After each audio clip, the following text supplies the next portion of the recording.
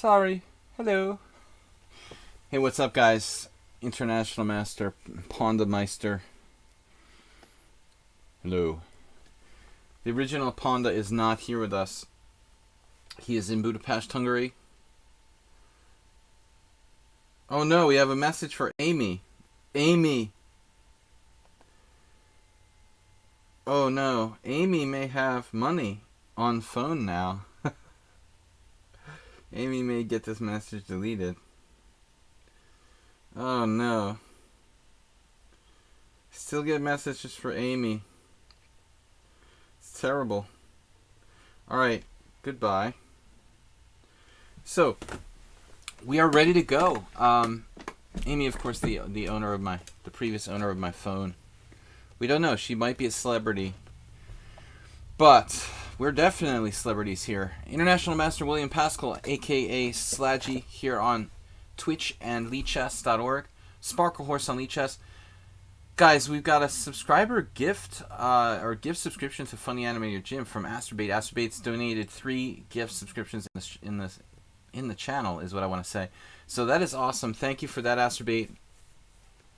Guys, we're going to take subscribers here in the Simul. 30, 40 minutes extra for me, random color. All right, we're going to create the Simul. Guys, we're going to play 20. I usually do like 22, 23 players. And the time control, it's become standardized 30 every week. I'm going to throw the link over here.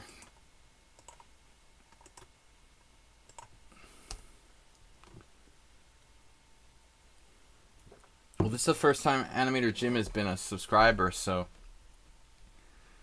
I try to accept all the subscribers. It's scary, but hopefully we get to the point where we have too many subscribers. We'll have to have like 2 Simuls a week or something.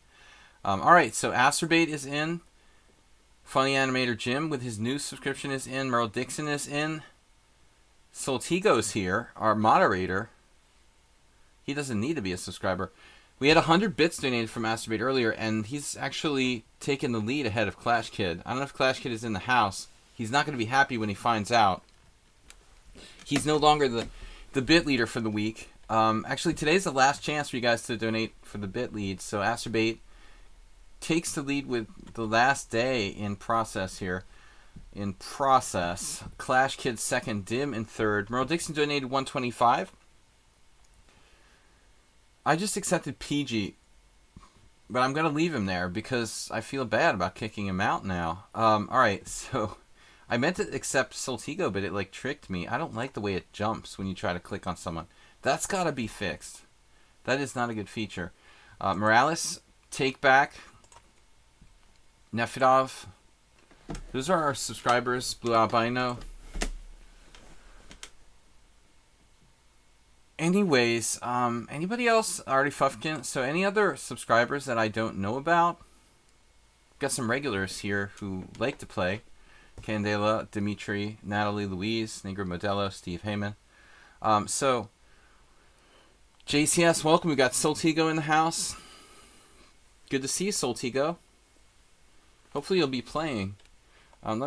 Thanks for adding my Twitch stream to the chat there. Good luck, everyone.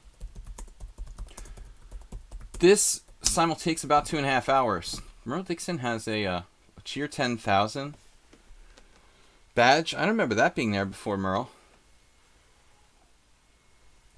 Maybe it was there.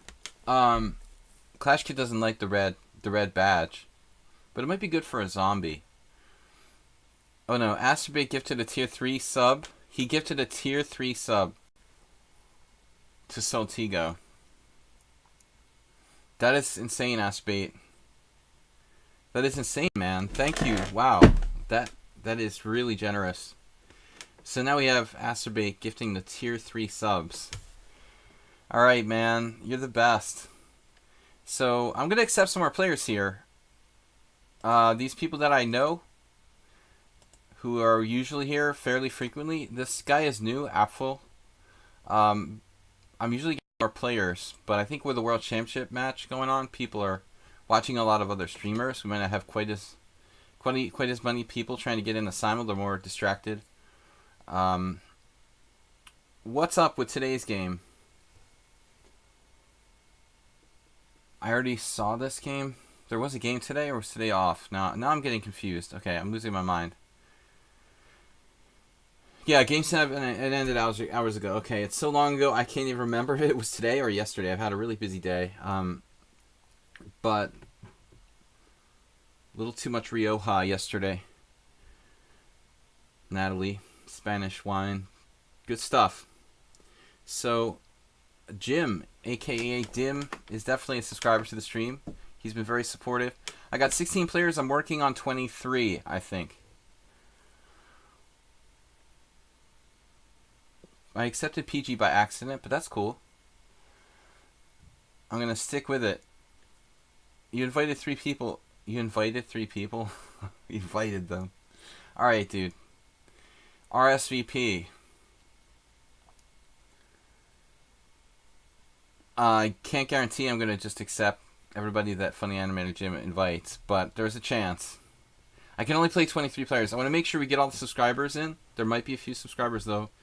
We're 7 minutes after 4:30, so I'd like to get it started within 10 minutes of 4:30. Somebody's sitting out. Who is that? Alex CL sitting out. All right, Alex. I don't think JCS is in the simul. I guess he's not playing. Sometimes, well, he doesn't usually do the simuls, right? He'll sometimes play Blitz. Roast Beef, good to see you. Thanks again for subscribing, guys. So the simul will last about 2.5 hours for the longest games. We're going to get underway in a couple minutes here. I'm just waiting for a few more subscribers. Wild Tricks, is this one of these guys you invited? The quote-unquote 2200? Wild Tricks. Alright, that's scary. So Apple Shorley is, I don't know how you pronounce that. Apfel Shorley is your new account, Roast Beef. I'll let him play. We've got room for like 6 more. Dim just 200 for the end of the week. Just 200 is not what I meant to say, but anyway, he just donated 200. Just donated 200. Astrobait Clash Kid Dim with 1350. And then Merle Dixon 350, Mule Skinner 250, Weiss Monsters, Cash Maui Zen Chess, Spectacular Camel, and River Stewards. Thank you guys for donating this week, especially Astrobait and Clash Kid. I don't know if Clash Kid's gonna make it. Another 100 from Dim. He's like 200 for the end of the week, and then another 100. You'll do simul commentary. Good job, man. All right. Thank you, JCS. So we're gonna get started. I do ask people that apply to play that they have like 100 games. Lucas Dem has just over 100 games. Let's grab a couple of these people. Fosafigo. It's like Soltigo. Nariz Blanca from Spain. Alright. I'm just randomly picking people. And Wild Tricks. Okay, Wild Tricks looks pretty strong. I'm afraid. Guys, let's wait one more second. Last chance for subscribers to challenge me. I'm going to get the simul underway in like 1 minute. But I just want to give anybody who's a subscriber a little extra time. One or 2 minutes, and I'm going to start. Last call for subscribers to the stream, because we got a lot of them, but many of them are not here. Better than the World Chess Championship commentary. Better than the World Championship match. More interesting, at least. Okay, 2 more players. I'm going to close it out at 23. Walnut Master. For some reason, Walnut Master reminds me of the game Plants vs. Zombies. You know, the walnuts in Plants vs. Zombies. The defensive walnuts. Alright, we'll try him, and then one last call for subscribers, guys. Where's Clash Kid?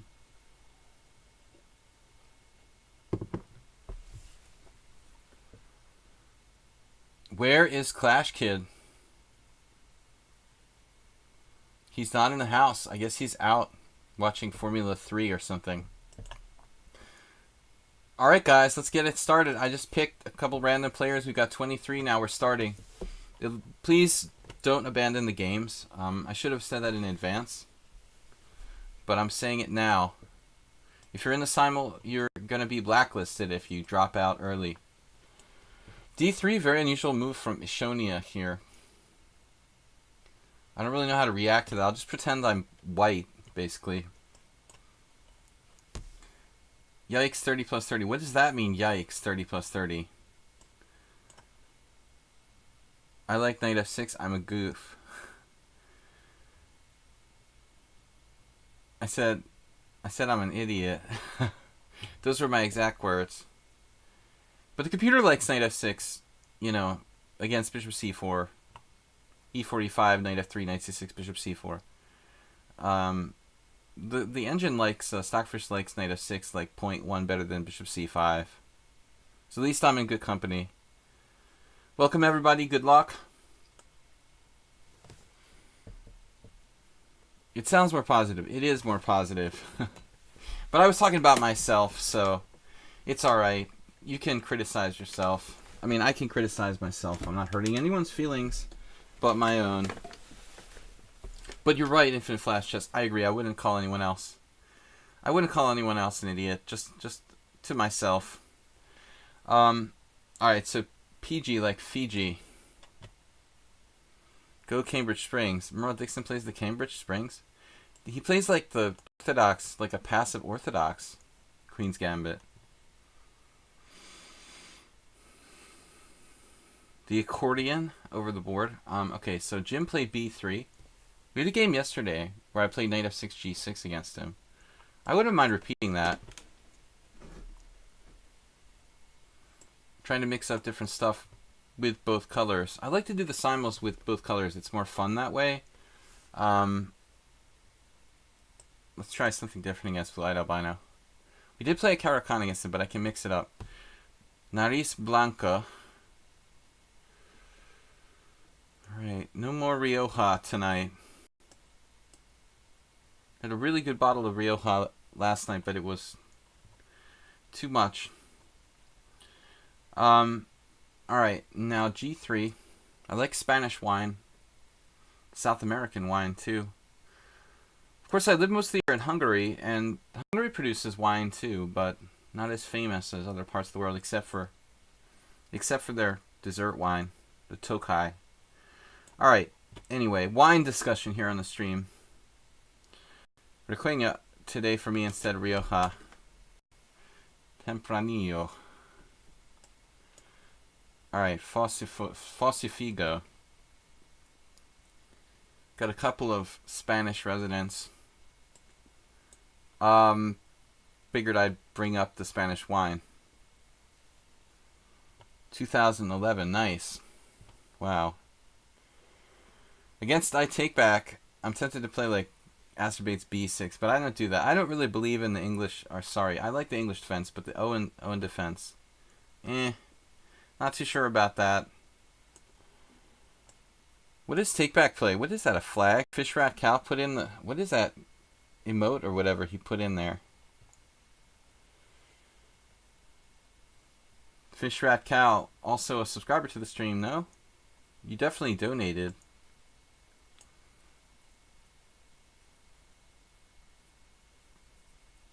Yeah, words change.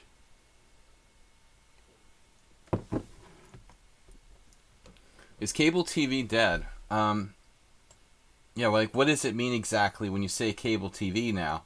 I mean, does that include things like, you know, Dish Network and other things, or... It's not clear what cable TV is anymore. The definition of it is unclear to me. I don't really have time to watch TV. I watch TV for like 30 minutes a day. Literally, like while I'm eating dinner, and that's about it. Alright. I acerbate with the Sicilian. Raymond Carver just subscribed with Twitch Prime. Raymond Carver, long time no see. Hope you're doing well. Buying a TV package from Dish. Comcast DirecTV. Like, aren't they like 3 different things? Infinite Flash? Because I'm confused. Raymond Carver, I'm sorry. Thanks for subscribing, but I'm sorry you can't play in the Simul. You're just like 15 minutes late. Not even, like 5 minutes late. I wish you could have late entries into the Simuls. I did appeal to Duplessis to implement that, but he wasn't too keen on the idea of having the necessity of designing in late entries to Simul's. I couldn't really sell him on it. So we'd need like a major petition, I think, to get lichess to program in the ability to do late entries into Simuls. Well, I'm not sure it's all that relevant, really, unless you're doing like massive amounts of games like Lance, whatever. Lance does those Simuls like 50 or 100 players. Like, I guess for that kind of Simul, it would be more useful. All right, Steve,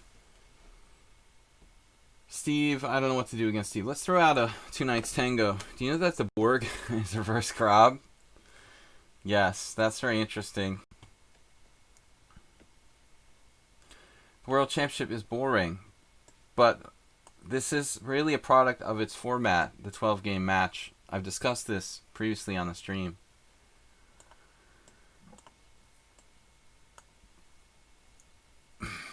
If one game is somehow decisive, we could see a lot of excitement. But I'm almost at the point where I want to like bet on the rest of the games. I was seriously today thinking about putting an online wager on the rest of the games being draws, and wondering whether what kind of money could I make if I bet on the remaining like 5 games being draws. What kind of odds would I get if it's like a perfecto? Basically, like if you bet on all 5 of the next games being draws, what kind of betting odds could you get? This was my thought today. Okay, Ishonia is doing something crazy, some crazy opening. That's cool. I like that. Make the drib a thing? Okay, the drib. Wait a minute, Soltigo. What is the drib?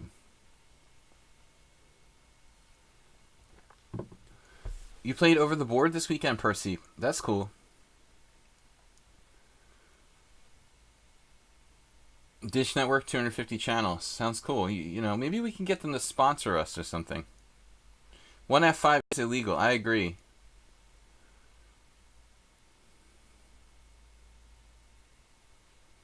Well, I mean, a lot of people don't care for... Yeah, I mean, I think television itself, it's not even a question of cable TV, right? I mean, what we call cable TV. I mean, television, what we call television is being redefined. But we knew that was coming. It's been in the works for a very long time. All right. So let's keep distracting me, guys. Astrobate with the bit lead for this week. Clash Kid's not here. 3,643 for Astrobate. Jim not doing a Spassky and like taking on F6. Knight D3 in the Petrov. Okay, I actually, I think that Carlsen had some justification in trying Knight D3. It was a try. Maybe Caruana would have neglected to study that move, but still, I feel like, I don't know, kind of a long shot that Knight D3 against the Petrov was really going to pan out.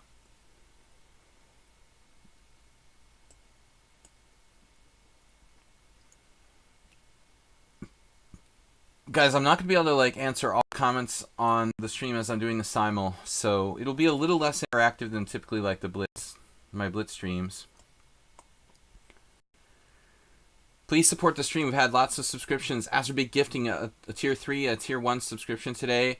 Donations from Astrobate, from Merle Dixon, Dim. You guys are Dim with 300 today. Awesome. You're scared to make Spassky because I have no idea how to play the line?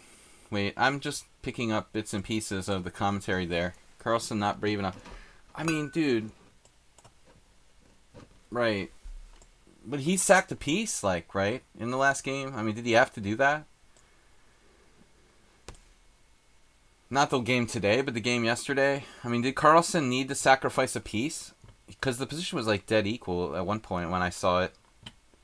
I mean... So I'm a little bit not understanding, if Carlsen sacked a piece in his last game before today, I mean, I'm going to play something different here because I'm playing like bishop g5 another game.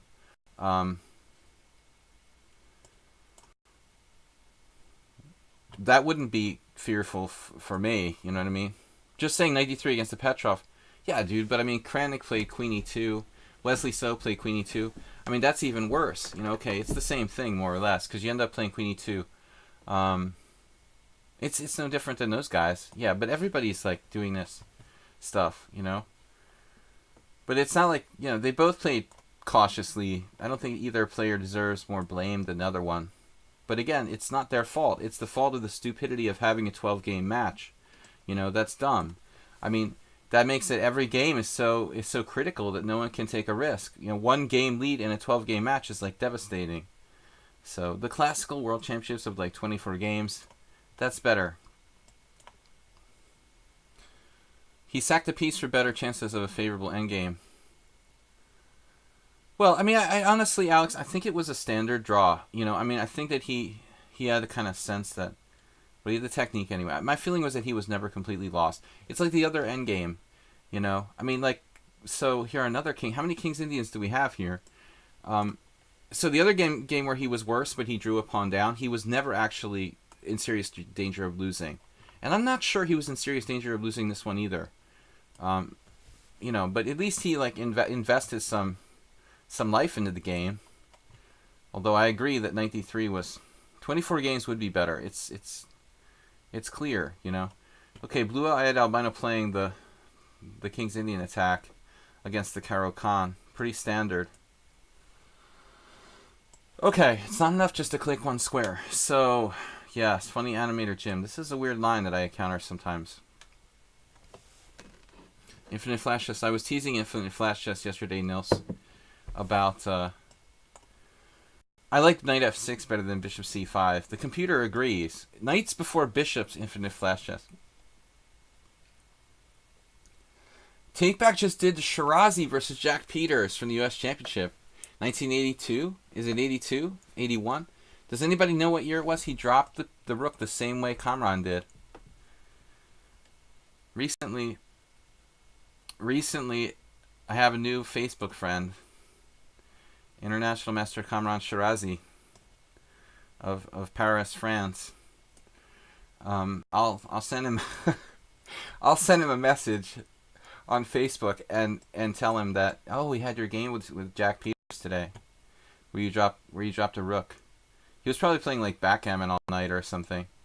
Don't worry. So take back, you don't have to feel bad. I mean, this has happened to a very strong player. So funny animator Jim, I don't know like where this variation like comes from. Where do you come up with that? Okay, I just out of curiosity, I'd like to know, like, from where did you find that variation? C6 and Queen A5 against Bishop G5 and the King's Indian. How does that variation come into being a variation at all? Is that an actual theory? It's Roman Gingiashvili's recommendation.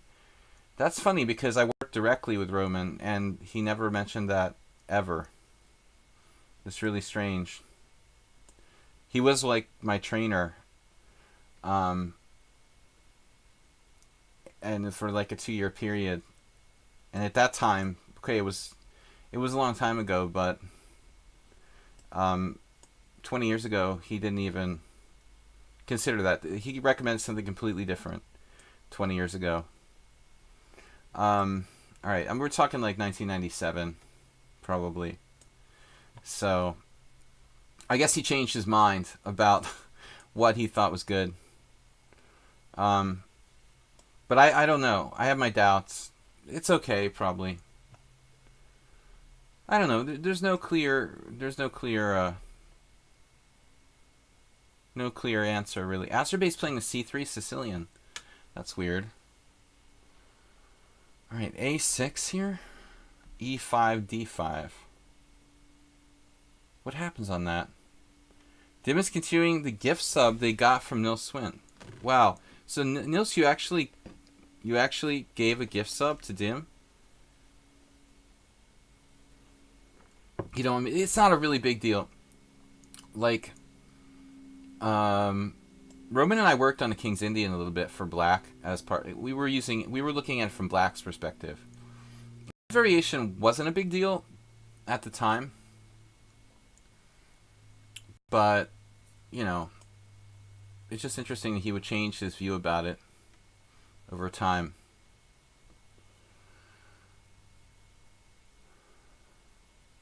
A6, E5, D5. E takes F6, D takes C4. That's interesting. Huh. I know that D5 is a blunder. Okay. We've been there before against Morales. I played the two knights tango here. We go queen C6 and queen A5. I don't think it's a bad thing. Okay, I was just curious where it came from, because it doesn't have much street credibility.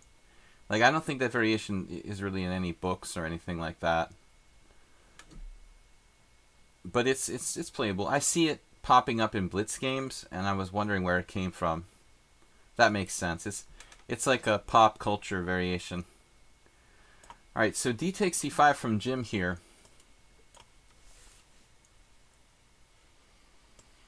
What is that? What's awesome, Alex?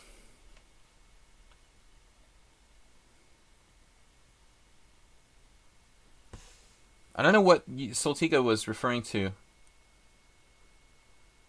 I lost the thread there. Oops. All right. Okay, let's go. All right, I got to move a little bit faster. I'm trying to read all the commentary. Random guys are the best source for information.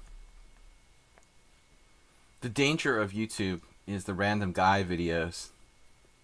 That's the real danger. I mean, you gotta really police them. I mean, there could be some random guys who are like geniuses, you know, but for every genius, there's like 10 not so genius guys, and you gotta be careful. Okay, so Artie Fufkin just plays E5.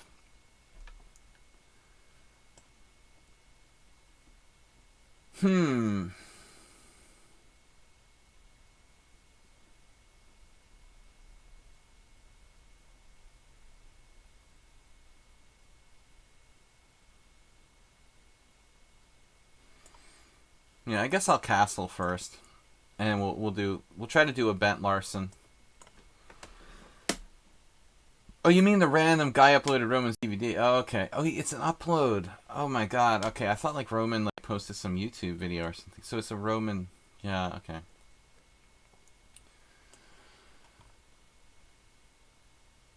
Wild Tricks plays the theoretical recommendation Bishop B4.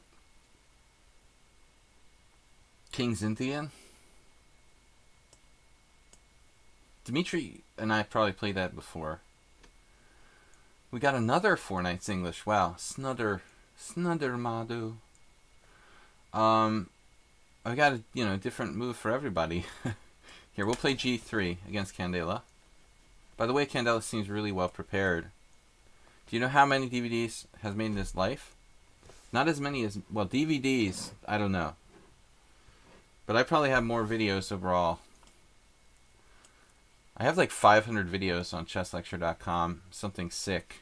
Like, mostly shorter ones, you know, and not visual, but just a board with audio.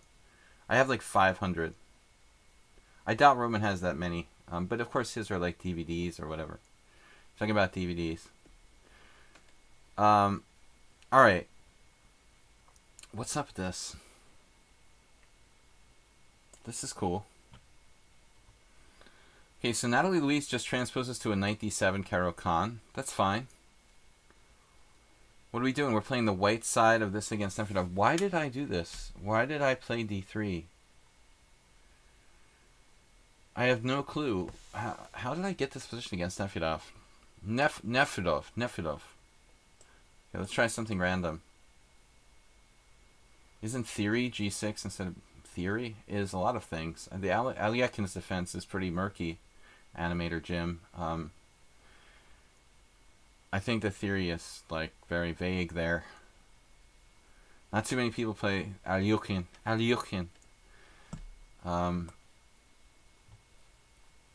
Bishop e5 check, weird move from Asterbate.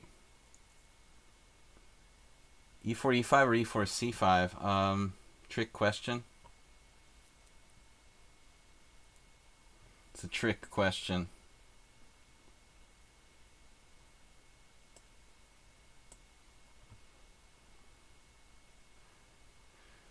I don't know, man.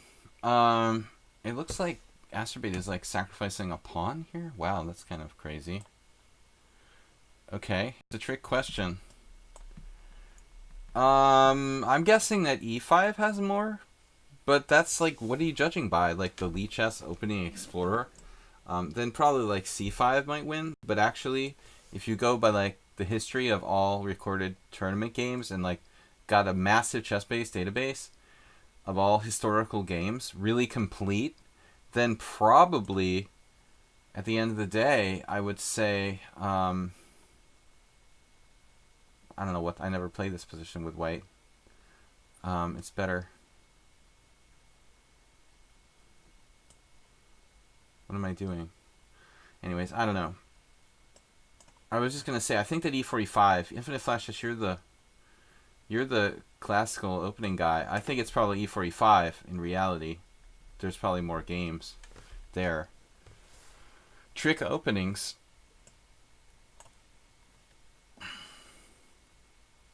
If we use the opening explorer, the so-called opening explorer. The problem with Roman's recommendations, man, after working with the guy for like over 2 years, I can tell you that a lot of his stuff is bogus and doesn't work. Or it's just kind of, you know, you got to really take everything that Roman says with a grain of salt, because I know from experience that some of his systems just don't work. Like some of the things he recommended me to play were just concretely not good. So, you know, he gets excited about stuff, but it's not always like the best recommendations. All right, so we're following this line against Morales. Then a very unusual move here, Bishop G5.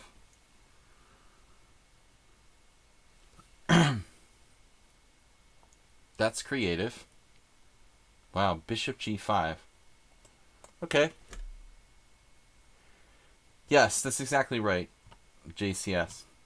He's too optimistic about the opening lines. You know, he's too biased about the lines that he recommends and stuff. Yeah, exactly.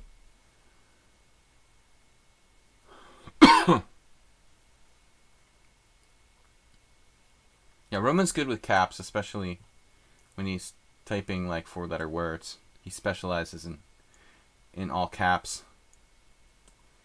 All right. Now Bishop F5 from Artie Fufkin. What the heck is this? Bishop F5 with the black pieces. Reversed Pierce.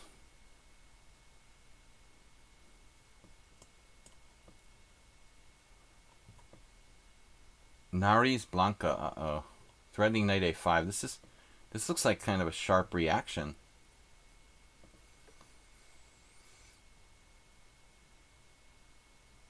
I better be careful.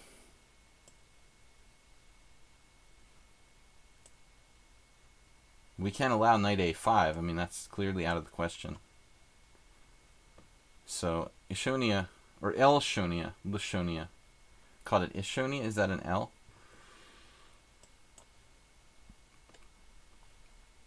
Morales and I battling it out again in the same position I lost against Yellow Dragoon once. The Gawain Jones.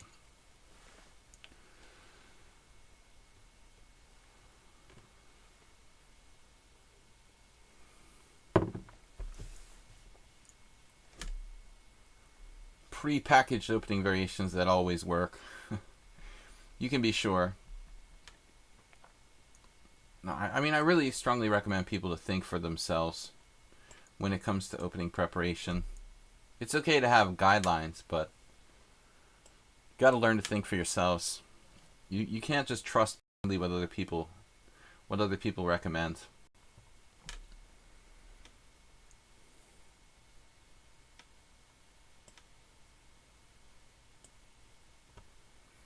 I don't know where we're at in this PG game. Fiji. Good at self-promotion. That's exactly right. That's the key right there.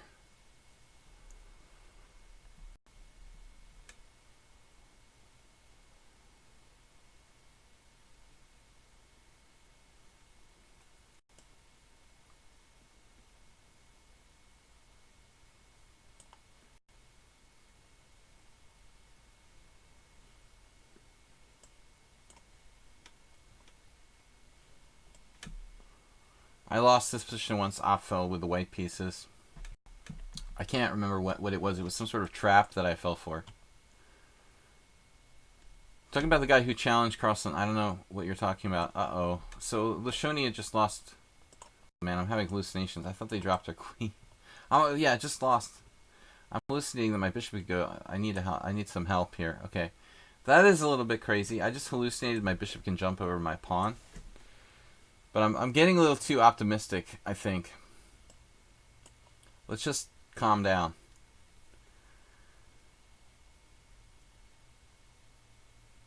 Alright.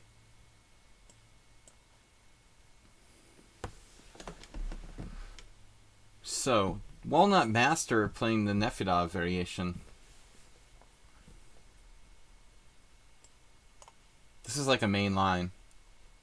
Despite what Animator Jim said, this is a much older variation with probably more games.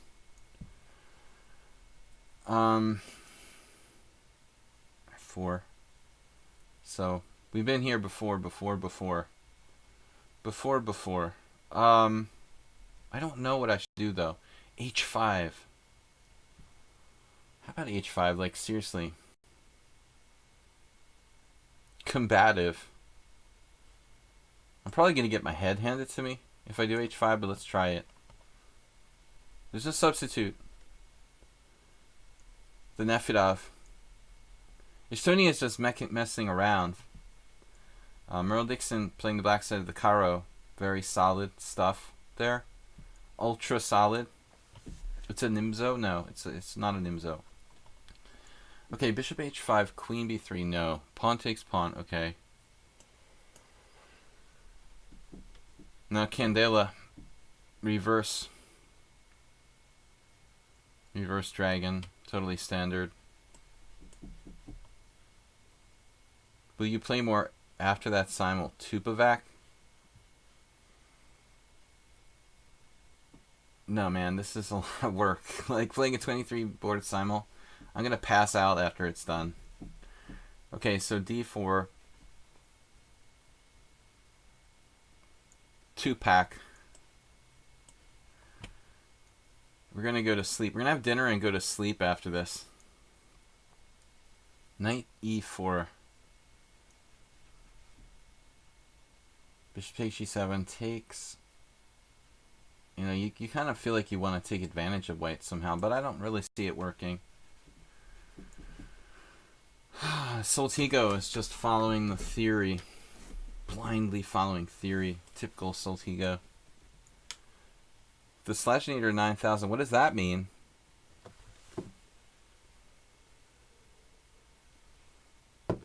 Question mark ratings?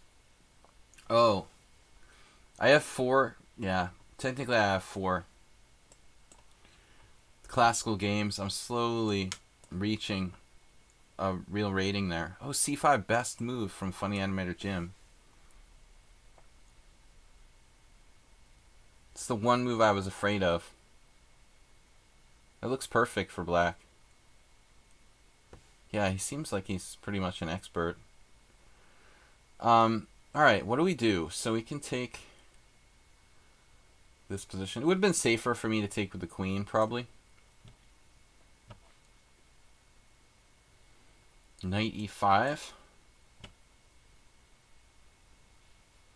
You don't say. Alright.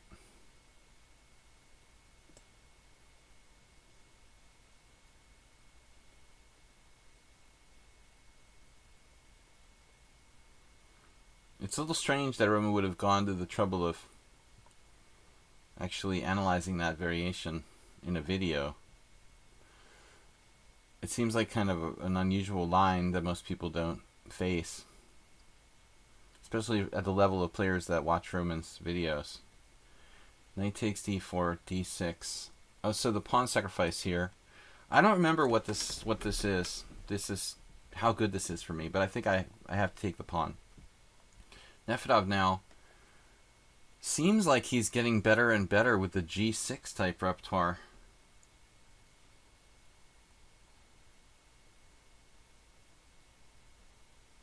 You got to be careful here. So knight c6. There's some trap I fell for with the white pieces somehow. Now I can't remember how it went.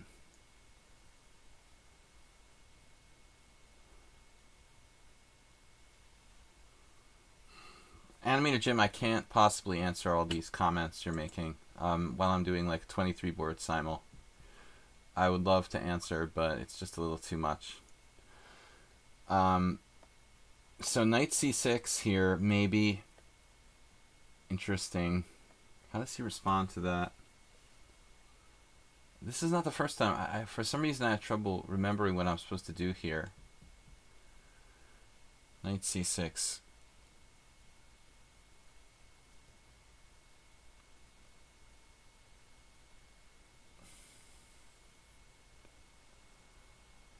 Knight f6. Knight f6, e5. Knight c6. What does he play?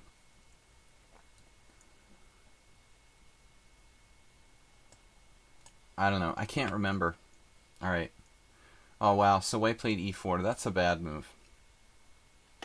We may get our wish there in that game.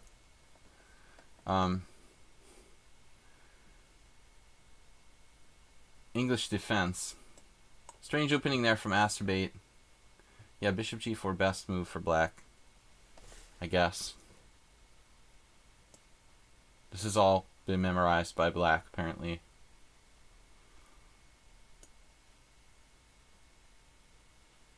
I never analyzed that, and I've played it like all my life for the last 20 years. Alright, so f5. Now what do we do? He just goes for it with f5.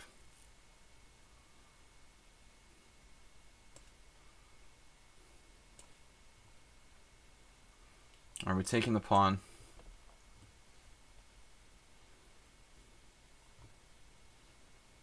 Now the check. Maybe we can do this. b6, for example. I'm not sure that's a great move, but...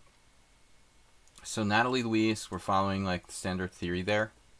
Oh, g5 from Candela, playing the crazy Korchnoi attack. It's like the most aggressive possible move for black. He seems to know a lot of theory, this guy. Have I beaten him? No. I've never beaten him in 4 games thus far. g5 with the black pieces. That's disturbing.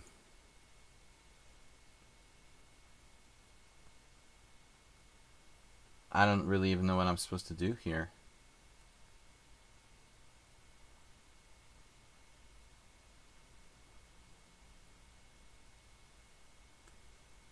I really don't have a clue.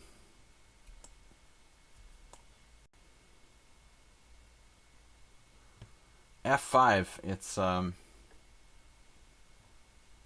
totally crazy. So it's like Frank Marshall, g4, pawn takes pawn, knight e5 maybe? Crazy complications. We only live once, let's do it.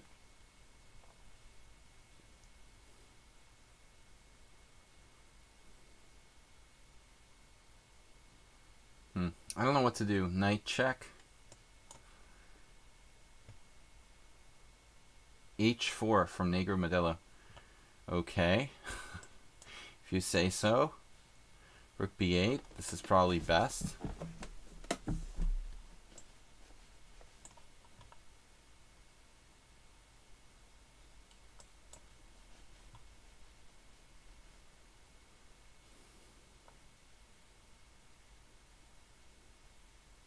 I've never seen this bishop d3 before that I can recall. If bishop g4, d5, take, take, take. Actually, what happens on bishop g4? I surrender control of a key central square there.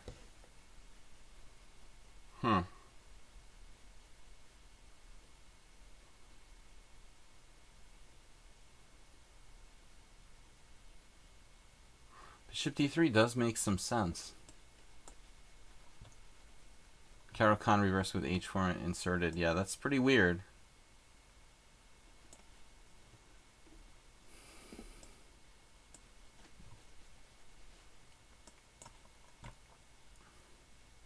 So this guy's 1800.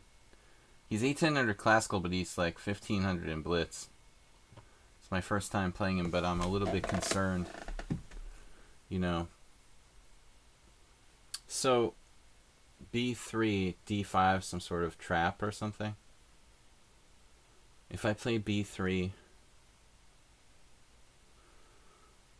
well, I don't think that should work though. Even if I had to sack the exchange or something. So the Walnut Master, never faced bishop d3, but I don't have that much experience here. It's not the main line for white, anyway. I guess we just castle and we try to deal.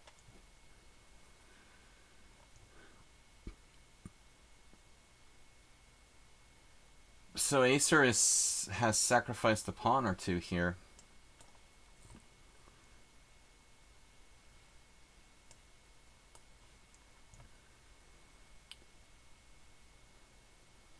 Right, this is theory from Wild Tricks, apparently. I think I can sack a pawn, but I think I might have faced this once. Another Larry Christensen against Feugl game. Guys who I played with in New England years ago. Alright, let's try c4. This is obviously a disaster for Lishonia. So it's like Caro-Kann with h4 for free. Knight d4.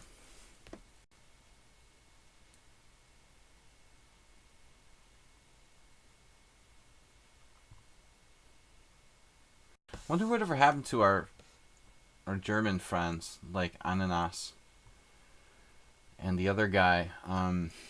Soltigo, who was the other player from Germany who played a lot and usually he did well in my tournaments, guys. Remind me. Not Ananas. We've got Candela now playing these simuls every week.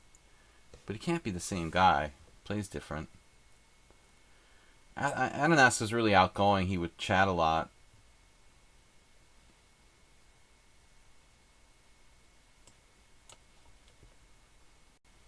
Alright, so g5, knight e4 maybe here, or just, what do you want to do? d6, solid? Solid. Okay, so here we go. Craziness now. So f6 is like usually an idea in this Alyokhin.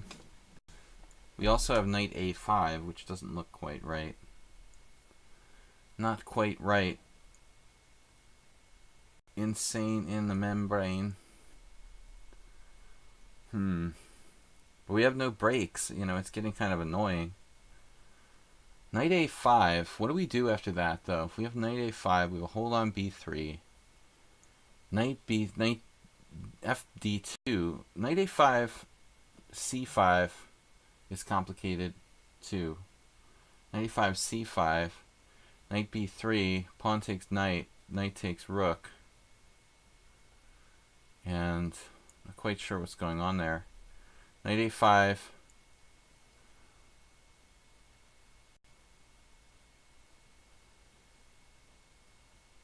Knight d2.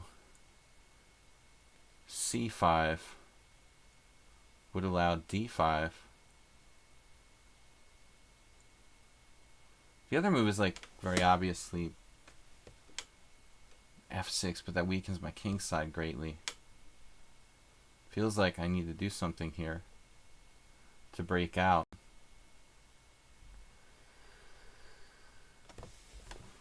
Suggestions for playing, forcing you to play classical games.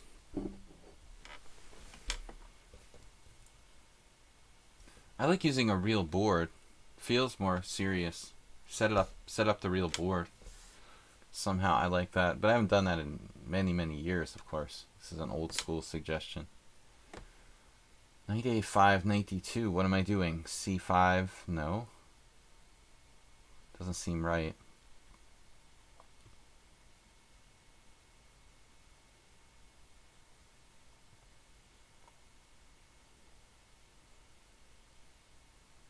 We can't just sit here and get rolled, though. The Walnut Master. It's like 1400 bullet, 1500 in blitz. He's gonna like blow me off the board. First time playing him. I mean, what's my plan after knight a5, knight d2? To go back or something? Doesn't seem right.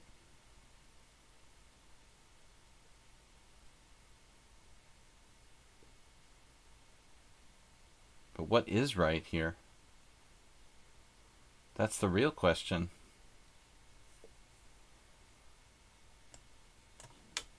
Just play on intuition, I don't know. Wow, bishop f4. The positional solution.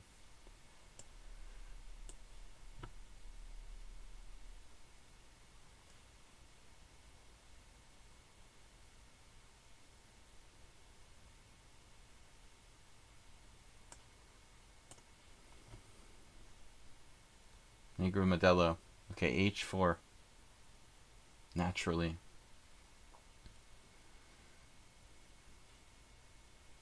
I don't know.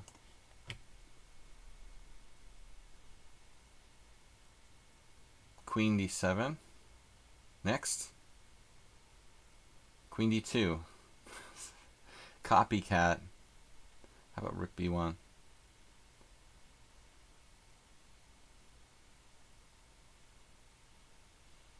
Is rook b1 necessarily bad? Queen d2.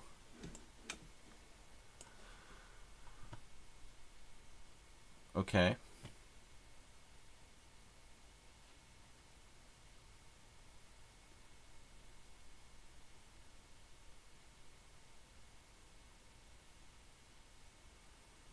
Every time I play this guy, I feel like I'm just totally getting outplayed by near perfect play.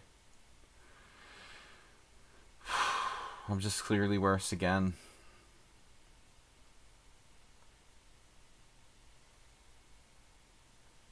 Maybe not clearly worse, but it just feels like white is worse already. After just a couple of moves. He picks like the best possible lines every opening. Alright, let's just take this. White is lost here. Losing a rook. And this I lost once before. Somebody else. I believe. I remember. I sacked the pawn, but black defended super well. Let's try this. Getting some center. Now queen c2, g5, bishop g3, knight h5. That makes some sense. Let's try that. At least it's something clear. Bishop takes there. Could be a problem. So d5 apfel. Right. Okay, knight d4. This looks kind of familiar. I will say. To my game with Sebe that I lost many years ago. Queen e7 from Natalie Louise. Now, that doesn't strike me as the main line. Why is that not good for black? Knight d5? I mean, knight e5? Is this good? I feel like I'm falling for some sort of trap or something. Now, black just has a good game. Am I losing a piece yet? Just a good game for black, I guess, instantly. To play like knight back, because knight e4 will lose a piece. Man, this is rough.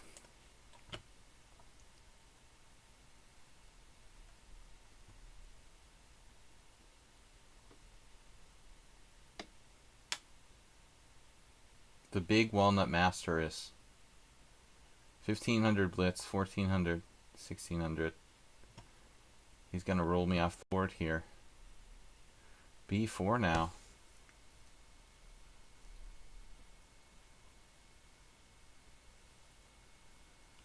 I gotta do something. B5. It almost feels like maybe F5, F6 now, but then B5's coming in. Maybe I need to play A6 to slow him down. Seems weird too. Blue-eyed albino played knight B3. Seems like kind of a lame position for both sides.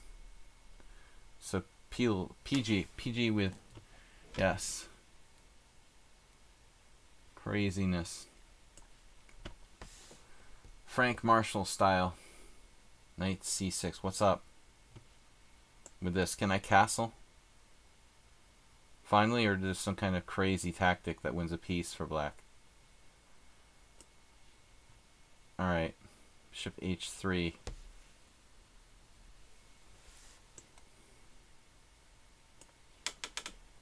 Guys, don't have to play blitz, you know. I mean, you do a little bit, but not like to the same magnitude as me. No time to answer the chats now. The chats.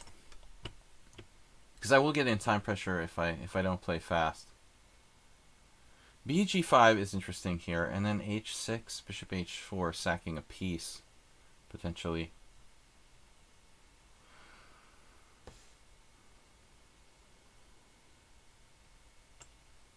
Let's hold off. Falsified.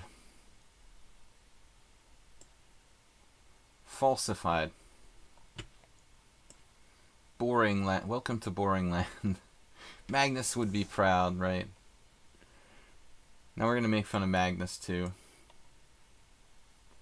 Yep. Candela just really good. Alright, now Bishop E8. Wow.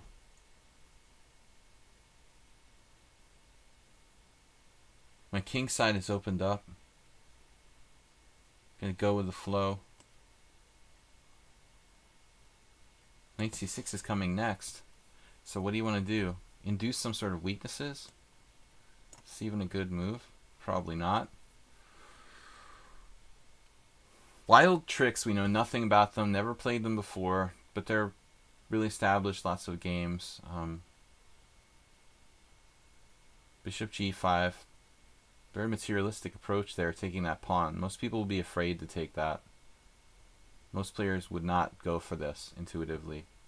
Grabbing a pawn like that, extremely dangerous looking continuation for black. Materialistic approach.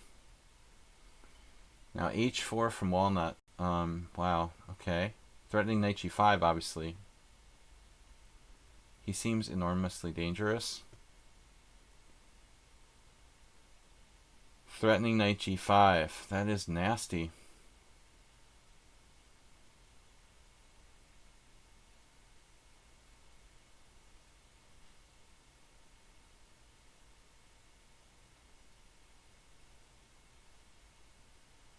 I mean, how do you deal with that? Should I play H6? He's weakening himself on both sides of the board, but this looks dangerous for both sides. For me, especially.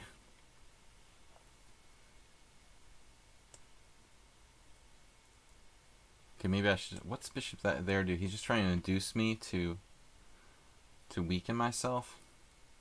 Interesting.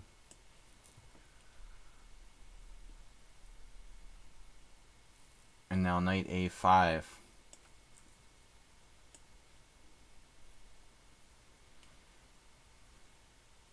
Now this is... How does this work for black?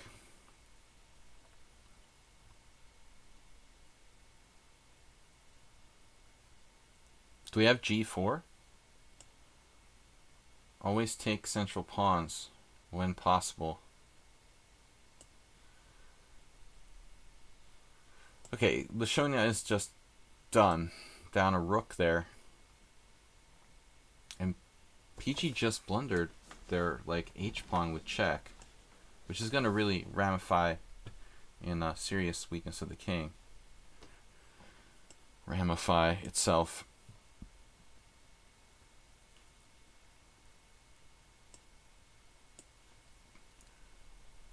Bishop takes e5. What's going on there? Nefedov gets passive all of a sudden.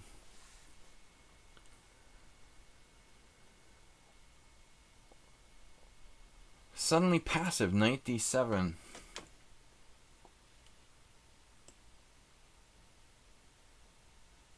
Is he going to give up his bishop? Bishop takes c3? Wow, really? You wouldn't do that, would you? Did you really do that?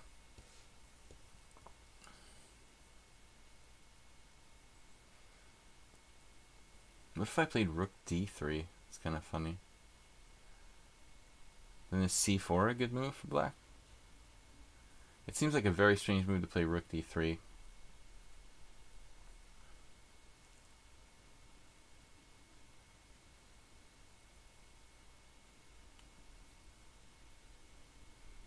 Okay, I can't decide. The Backyard Professor, I remember that. The guy had some chess videos or something on YouTube. Really amateur. Alright.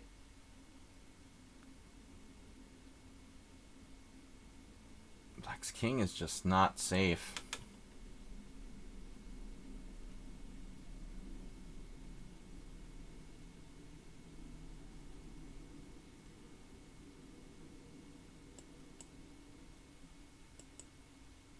This guy is seriously strong.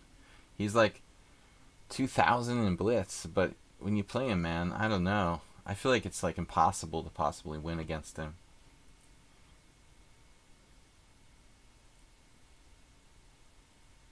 I have no clue what I'm supposed to do here.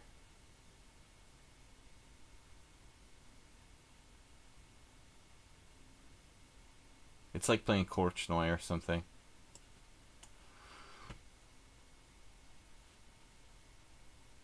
Alright, develop. Okay, so Natalie Louise giving up the dark squared bishop, but perhaps there's some justification. Okay, I don't know. Wow, c5.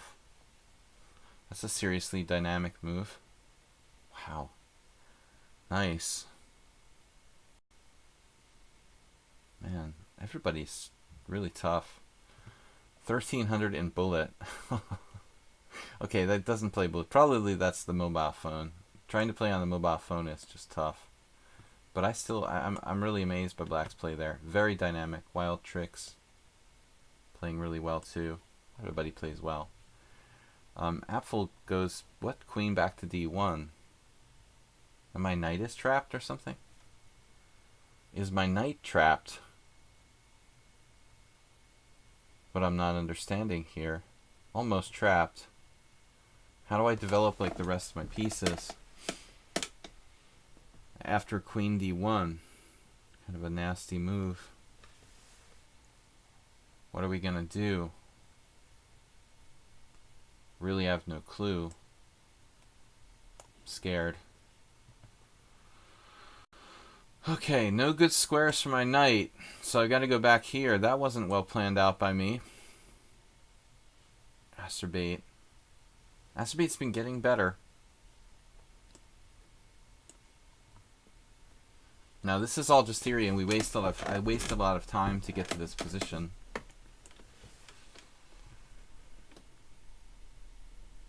Yeah, but I can't move any of my pieces against Candela, which is pretty standard for this type of situation. I'm just paralyzed.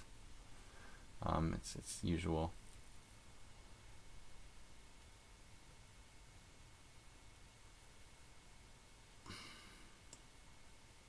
I don't want to see a knight coming to f5 in the future there.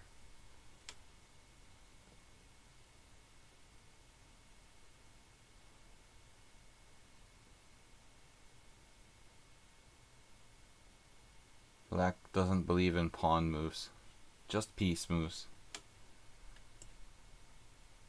Alright, I don't want the queen getting closer. So what happens c6 in between move? Wow.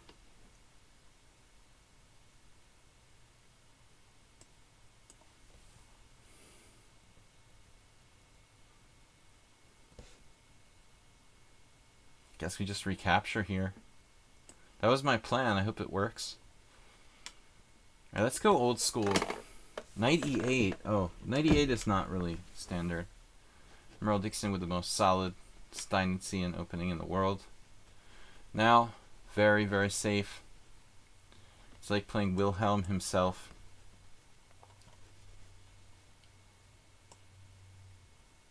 Wilhelm.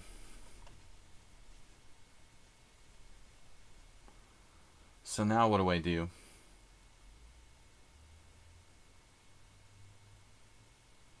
Bishop e7 maybe. Hey, that's a safe square.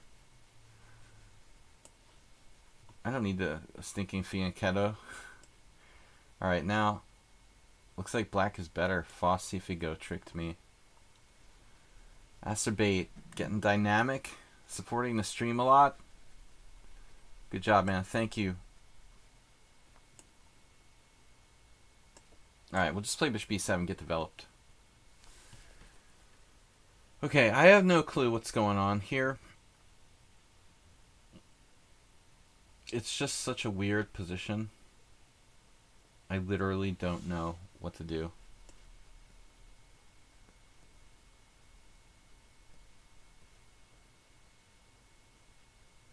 Yeah, maybe that's not safe, because if I play queen f6, he plays like takes, bishop takes, b takes, take back, then check. I mean, I could put my king on e7. I guess I could put my king on e7. It is pretty weird, though. I don't think it's really safe. Let's take this first. Nefedov played this move, which I didn't anticipate, given his last move. Wow. It's going to be some sort of computer-like response here. Bishop takes c3, knight takes a2. From Nefedov, that can't be safe. You're not telling me you're going to do that, dude. There's no way you can do that. Okay, so Artie Fufkin sacrificed the pawn. It doesn't look really sound. Let's move it along a little bit faster. Dim, thank you for supporting the stream. Soltigo, thank you for not playing the ultra boring c takes d with symmetrical structure there.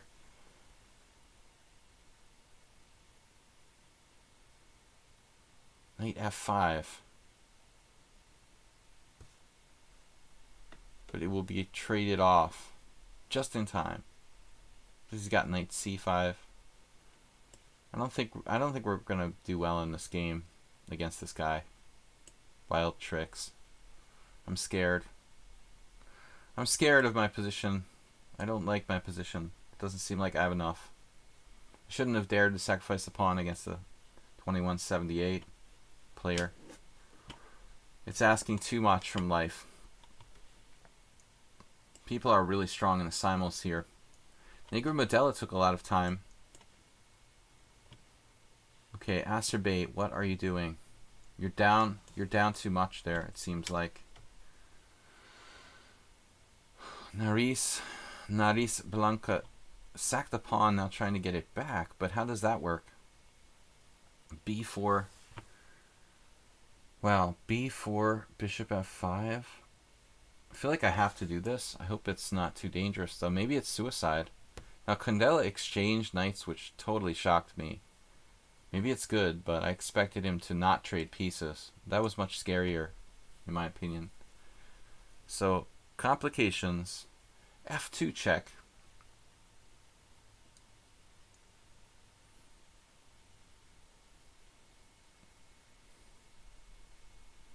If I take on g2, he takes the bishop. And then if I take on c6, I guess I could just try to build a center there. Alright, what's more dynamic here? Maybe queen f6.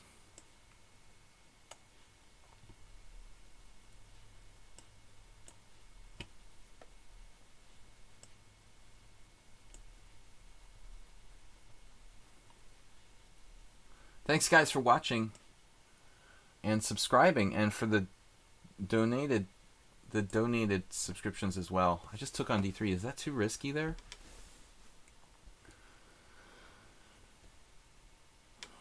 Okay, Asterbait. I'm getting greedy.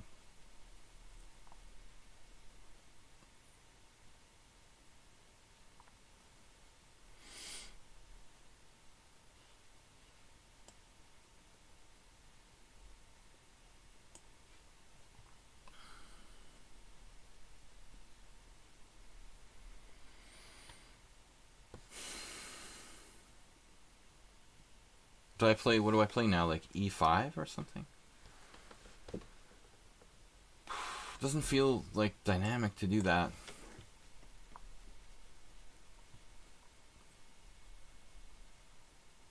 It's hard to believe that h4 is correct. It's a Scandinavian now. It's not even a Caro-Kann. We've gone full Scandinavian mudra. Knight b6, okay. Not the best square for the knight long term, but I am down a pawn here, so.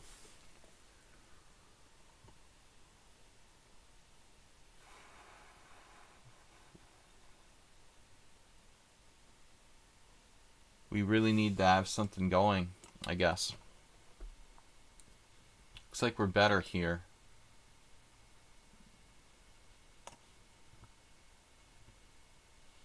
Sultrigo. Subtletigo.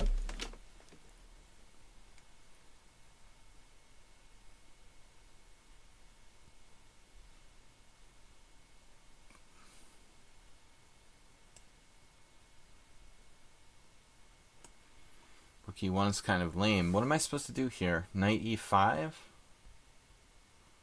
Doesn't seem right. Queen d3? Try to be like Botvinnik.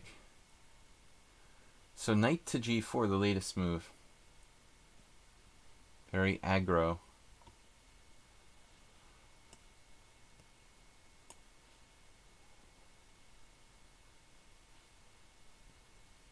Alright, we're just up a piece there.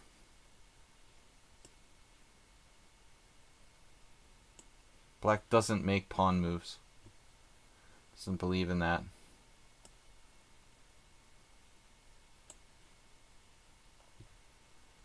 This is looking equal now. It's like a Magnus Caruana game. Already ops color bishops. Knight f6 back again. That's unusual, Dimitri. Usually the knight stays on e8 to guard d6. Seems kind of strange. Didn't you just play knight e8 a minute ago? I mean, it seems inconsistent to move it back to f6.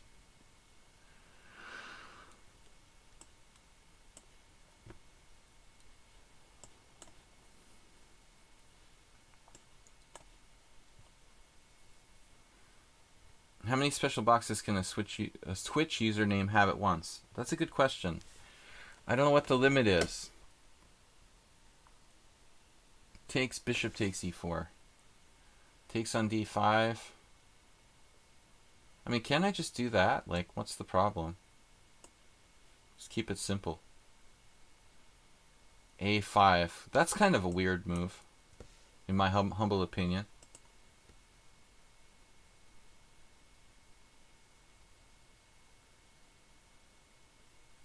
a4, rook a2 is interesting. Maybe I'm better off just playing like rook b1 or something to get the rest of the pieces in the game. Acerbate. Trading stuff off. So f4. Alright. And we need to just go really fast here, I guess. You could play g4 though. Possibly. e4 take. You get some play there. I had a game where I ran away in another game, remember? And that was very recently.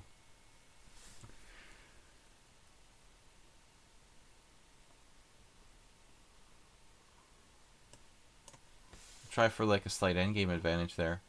The Walnut Master is just castled after h4, which seems kind of crazy, but he seems scary to me. I think this is going to be equal-ish. But where's he going to put his king, ultimately? Not clear. Like JCS mentioned, uh-oh. Wow. Merle Dixon found this move knight c5. That's a nice little trap. Whoops. Wow, what efficient development. Alright. I might be slightly worse now. Whoops. Queen c3. A unique idea. What is he trying to do?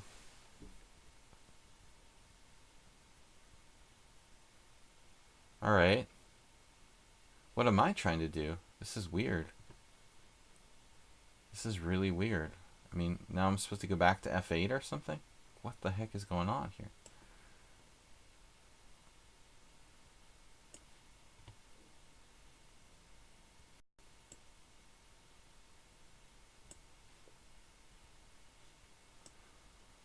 Alright, we're 2 pawns up against Astrobate. I can't believe Nefedov was seriously going to do this. Dude, how does that work? Bishop h4. Uh-oh.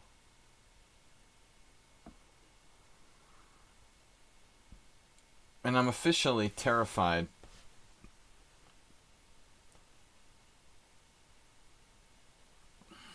I mean, what if I were to play f4?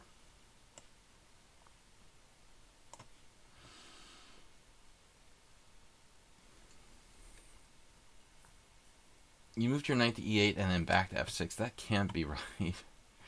Alright. Can you do that? It's hard to believe, man.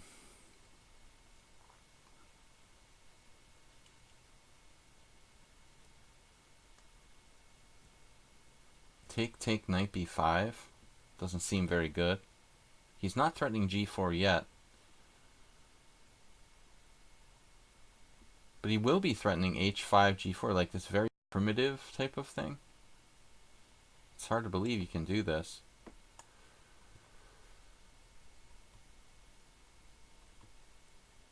Alright, so c6, whoops, okay. Artie Fufkin's just falling apart there.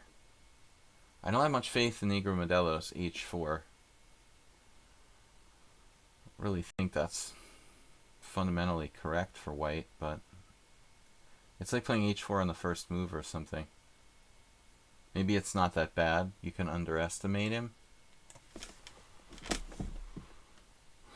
Astrobate. Astrobate's coming with the crazy primitive stuff now.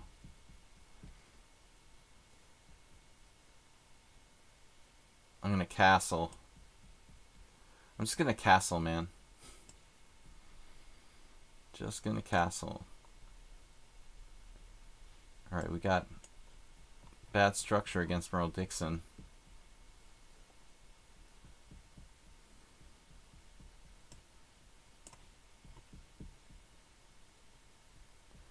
What is black threatening now? Some sort of invasion on a4?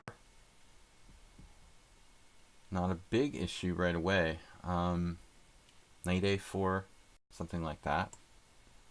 Seems reasonable. Wild tricks. Okay. This seems ridiculously materialistic again from Nefedov. So I have rook b3. What's going on? Okay, takes on e5, takes on d5. This should just be fine for black. He just takes the pawn. Maybe that's not so bad for him. I don't know. So Soltiko's development of the knight to e7 is interesting. An interesting choice. Maybe good. Quite sure what I'm doing here. Alright.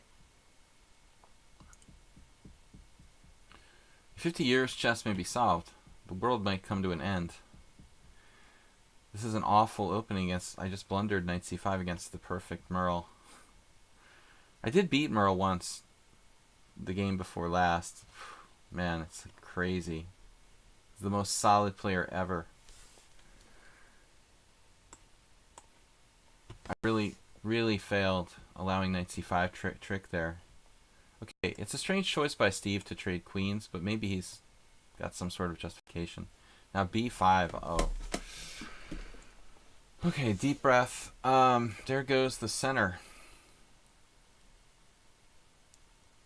I'm not liking my position here. Never played. We've got a bunch of new players I've never faced before, and they're all pretty scary. Now what do?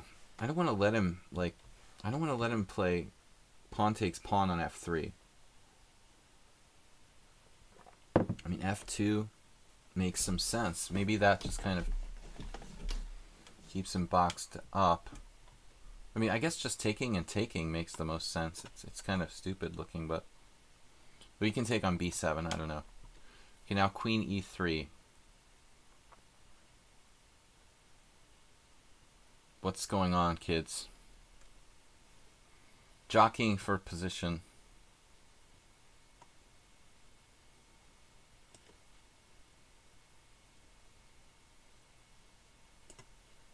I like inducing c3 because I hate having to play c3 in this kind of position.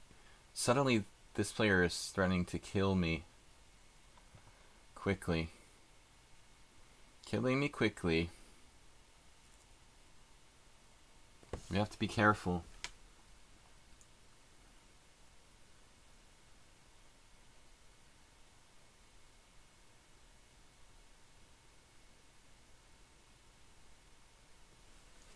I mean, this was an absolutely terrible position for black, but now it's starting to look absolutely unclear. I'm not even sure that I'm better anymore. Crazy.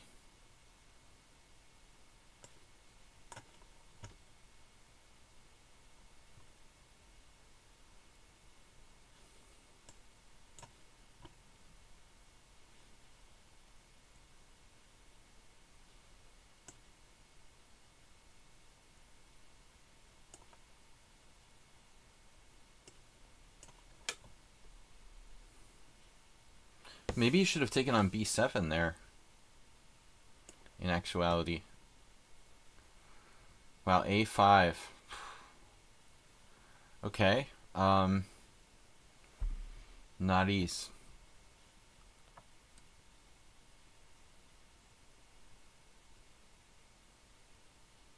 a3, opening up more lines for him. Maybe I should avoid that. Oh, no, he's got knight b4. That would be crushing. Okay. So I've got to do it this way. Jockeying for position.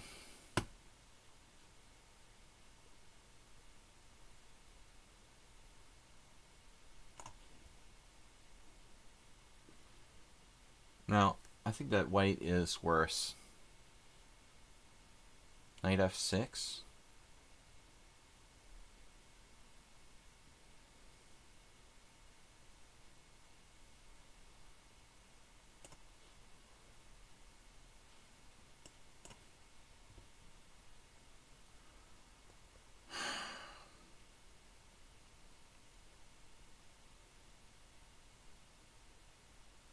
Terrible game by me. Just one mistake, and I went from equal to clearly worse. It's a total disaster. And again, funny animator Jin doesn't seem to make pawn moves. He only makes piece moves. Oh, that's an amazing style. I did beat him some games, but he's tough. It's like a modern style where you don't move pawns at all. Strange. Alright, let's develop another piece here. Rook c8, very scary. Very scary.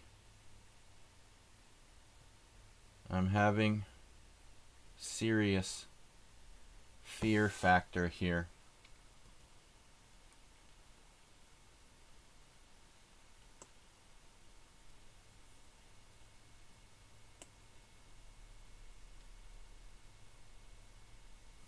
Knight e8 slows black down, so b6.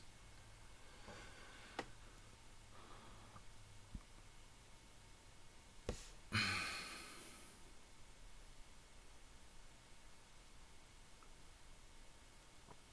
guess we can do this. I have to do something quickly before we get into time pressure. Here we're just up material, so this should be an easy win for us.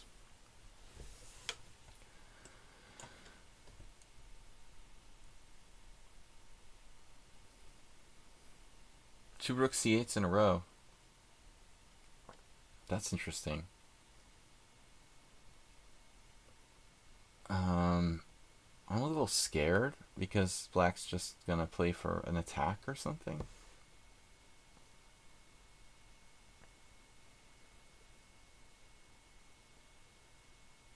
The knight is strong.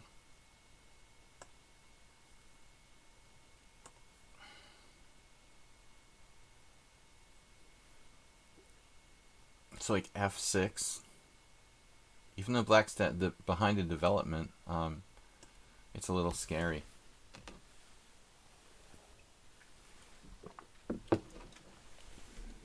Try to be fundamental, like... Uh-oh. Bishop f5. I'm definitely trading pieces with Asterbait. Oh, he allowed... No, there's no tactic, right? Very unpleasant position here. We're just groveling for a draw. Magnus style. It's worse than anything Magnus did in the World Championship. This is an absolute disaster for white. Speaking of absolute disasters, man, this position is gross. And he's like 1500, 1400 in bullet. And I don't even know how to move. I can't move any of my pieces. White did play the kind of random move h4, but every other move I'm like paralyzed. Utterly paralyzed. It's not playing like 1400. He's a little too good for 1400. I don't know how my chances are to survive here. Probably not very good. This feels like hopeless. I could just resign now. Basically. Pretty much. The f5 weakening my king side. Looks awful. f6. What have you. It's a total nightmare. Probably should have done that a long time ago. Speaking of nightmares, well, we're paralyzed basically, but maybe there's still hope. We're up material. Artie Fufkin is not in good shape. In that game, we're in good shape. I don't know if anybody's using any engines. There's always the distinct possibility, especially with players we don't know, who've never played before. Most of the players here who I've played before, most of them I trust. A lot of people also think, oh, it's an unrated game, it's okay to cheat. You know, there's this kind of unwritten, you know, idea about that. But it's not really the way it should be. It's never okay to use an engine, even if it's an unrated game. It's like morally incorrect. So don't think it's okay to do that. If it wasn't a rated game, it's okay. No, it's not okay. Ever. Alright, so Morales here with Queen E1. Classic Grand Prix attack. I've been trying to keep him frustrated by playing something off the wall here. I think it's worked to some degree. He's almost setting up some sort of tactics. Okay, so now... Speaking of tactics, making sure black doesn't have any there. Asterbait had to resign? Uh-oh. Wait, what's up here? Opposite colored bishops could be in effect. We're going to win some pawnage.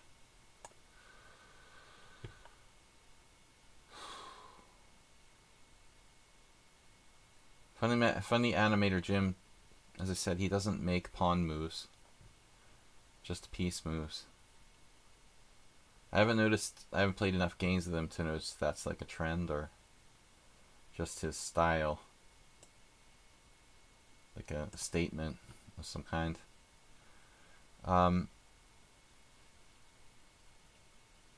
Okay, so Negro Modelo with the h4 randomly inserted. I can see he has bishop f5 check there. I don't care. Okay. Here, again, jockeying for position, as I said earlier. It's hard to decide what the heck we're doing. I mean, it doesn't seem like either side has a plan at all in this position. Knight h5, like... I wanted to play knight f8. Can I play knight f8?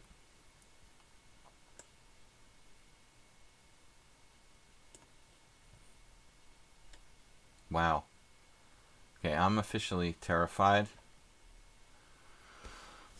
I think I have to play c5. Okay, this I have to try to finish off because it's eating up the time that I should be playing in the other games.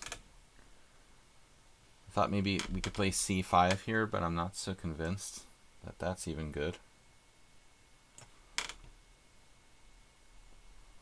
Alright. Rock b1.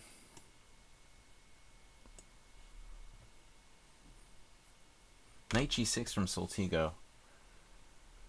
You know, the classic knight on g6 is kind of limited in what it can do, but it ain't bad. So I want to play e4 at some point, but I'm not quite ready yet.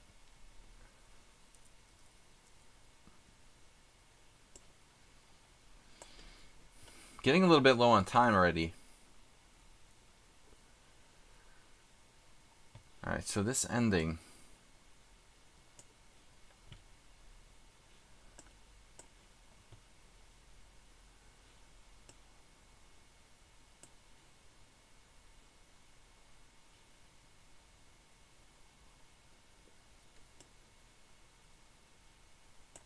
King safety.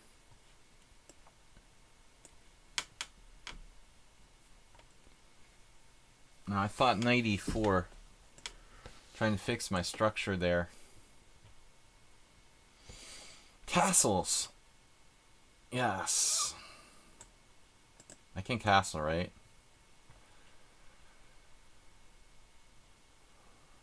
Slightly better, but not much.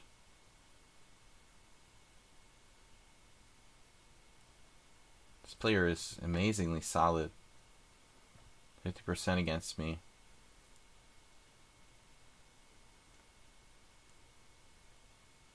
Kind of like Merle, on the level of a Merle.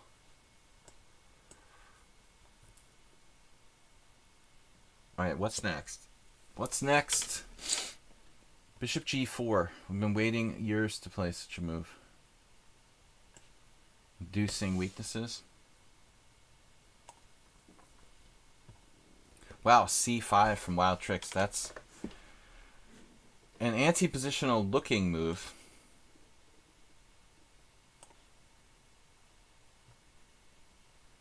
Okay, knight g6 now. Going back toward the king's side.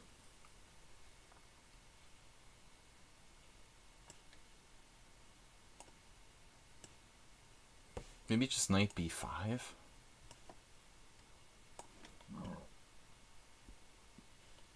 Trading my bishop off.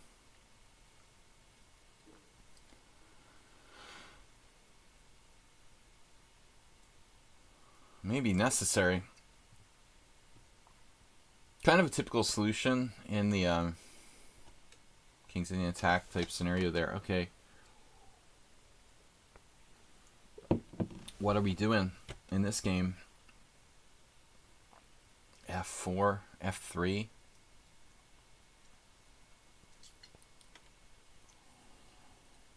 I don't know.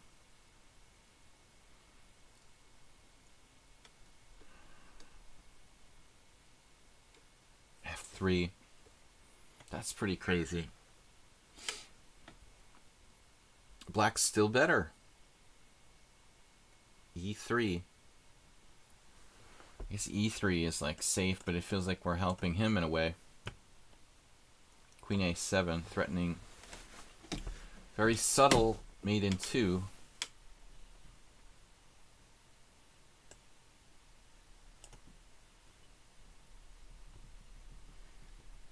Man, Merle Dixon is scary.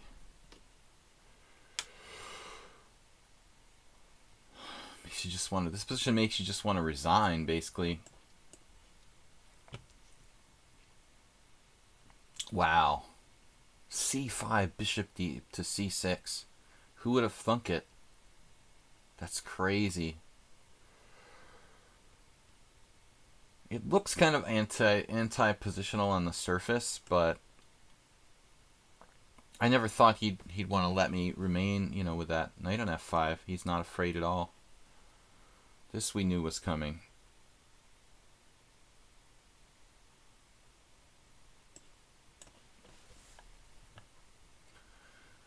pawn move. Pawn the.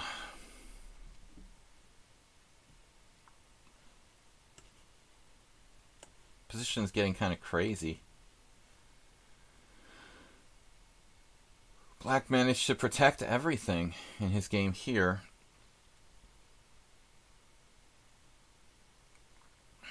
Weird. Wait, what was the last move? Bishop f8.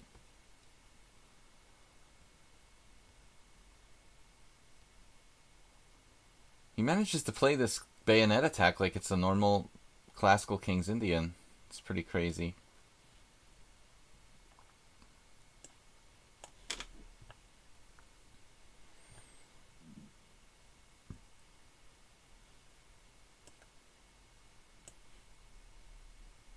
Alright. We're just up a pawn here. I mean, we should be in good shape. But I can't play. Yeah, actually queen d4 is kind of interesting.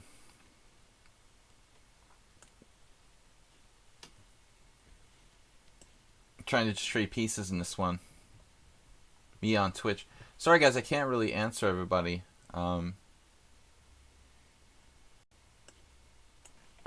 trying to stay, ahead on the clock. Bishop c6 threatening something bad, probably. Threatening something bad.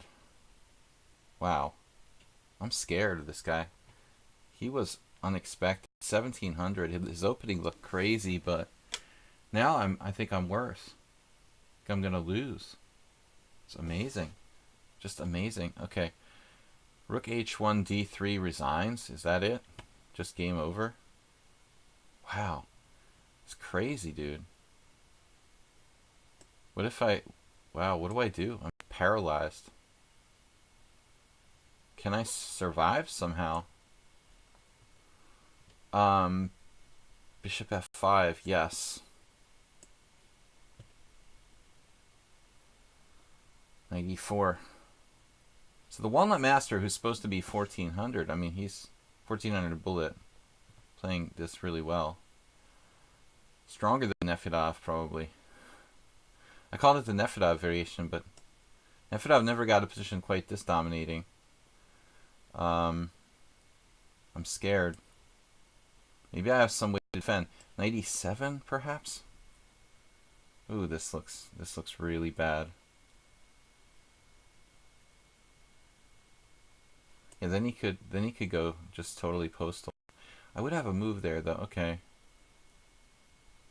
What is up with this? Wow. I have no clue. It looks dangerous no matter what I do.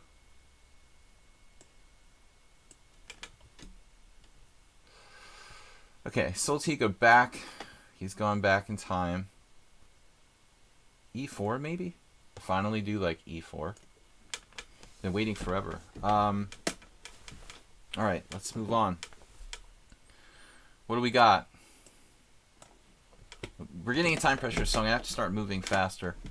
Okay, there.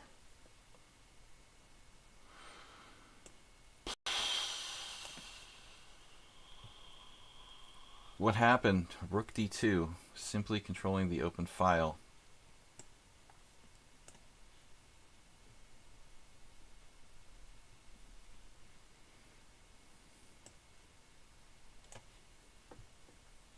All right, this is decisive. Decisive. We knew that. So Nefedov did what? Okay, isn't he like losing a piece here? He's not losing a piece. I don't understand. All right. This is ugly. Very ugly. At best. Okay, fixing our pawns, that's good. Oh, it's the fixing of the pawn theme. The running of the pawns. A pawn move, speaking of pawn moves. Finally, Animator Jim moves a pawn. About his king is kind of short of king. His queen is kind of short of squares.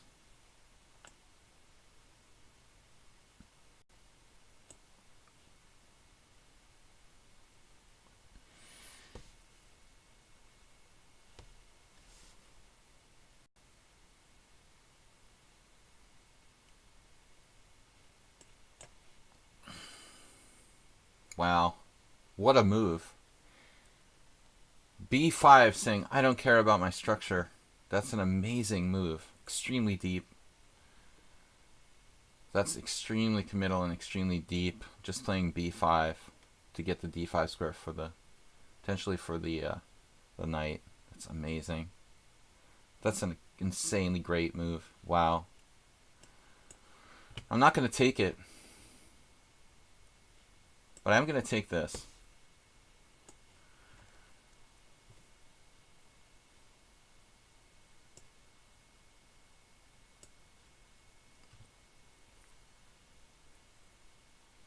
We simplified here considerably,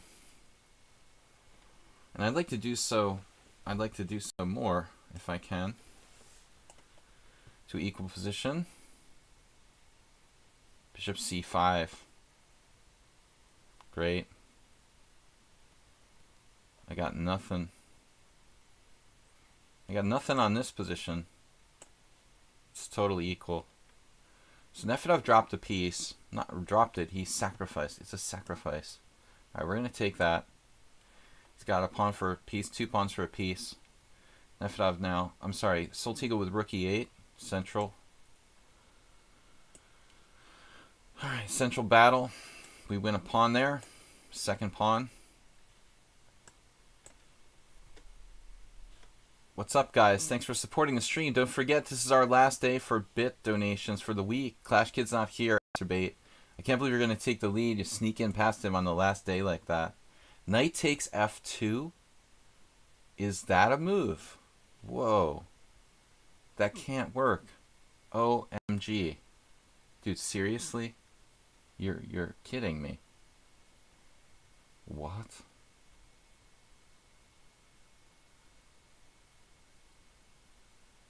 Wow. Wow, I'm not believing this. Wow, dude. Wow. What a combination. Alright. Crazy. That's amazing, dude.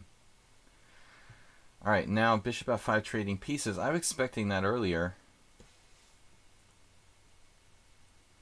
Alright. Whatever. Whatever.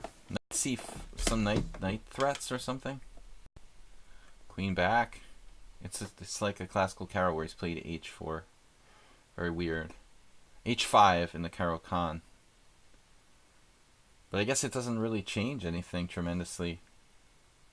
It's kind of funny. I don't know what to do. Alright.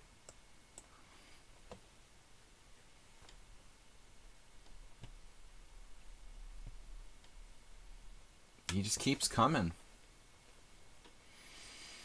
No threat immediately. The rook is good lateral defender. Is a good lateral defender. I can't find a way to break down his threats though. Well, I can't break through his defenses. I mean, what to do then? What to do next? Basically, if I can't break through, I don't know what to do. And it rhymes. I'm running out of ideas, really. He can't break through. I can't break through. Temporarily. But this is costing me a million moves. Okay.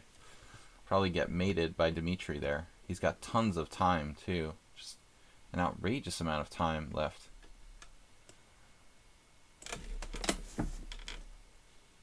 Alright, this game is irritating. I should be able to finish that off.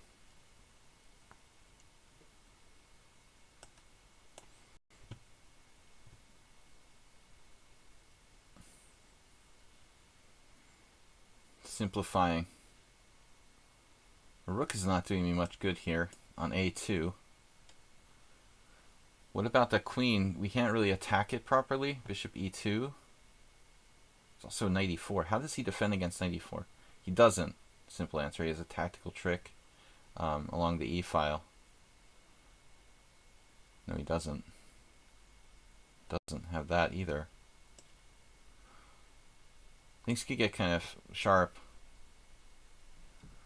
Alright, speaking of sharp, let's just play queen e6. That's not sharp. Okay. Here now, waiting for black to bust the tactic on me. Has yet to hit.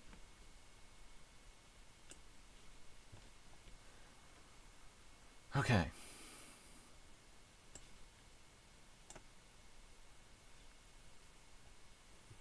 Wow, that's an amazing combination, dude. Bishop takes d6. c4 check, king h2.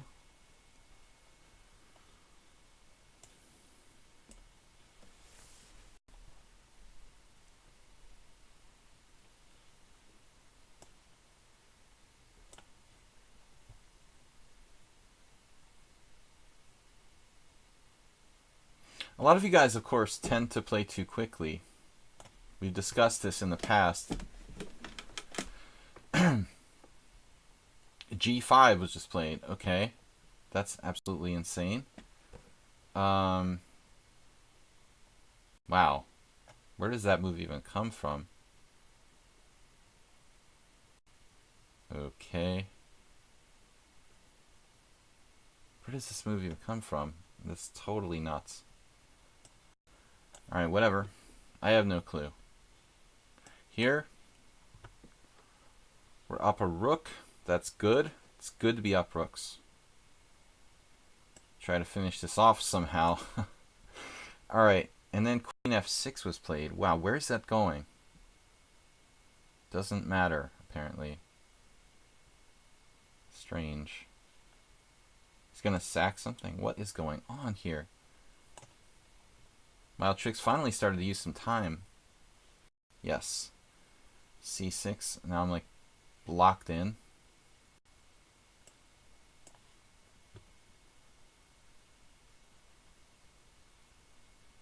Need to defend that. Trading queens. That's probably equal, though I'm lucky I'm not worse.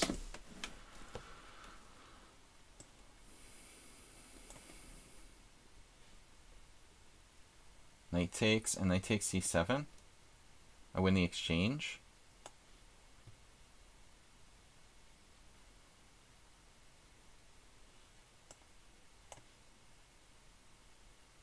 Come on, guys.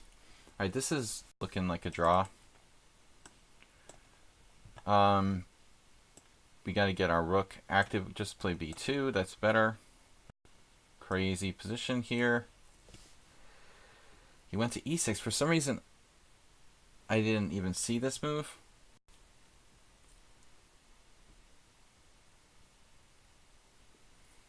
Really great, crazy game. h4. What does h4 even do?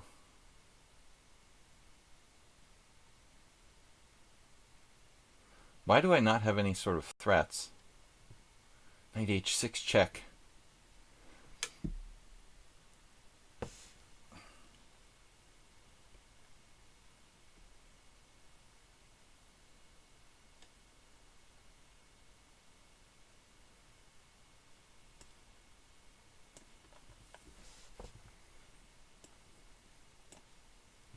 We have 5 wins, no losses, no draws. Don't worry, we'll get some. Wow, the dude's sacking a piece here with knight takes b4.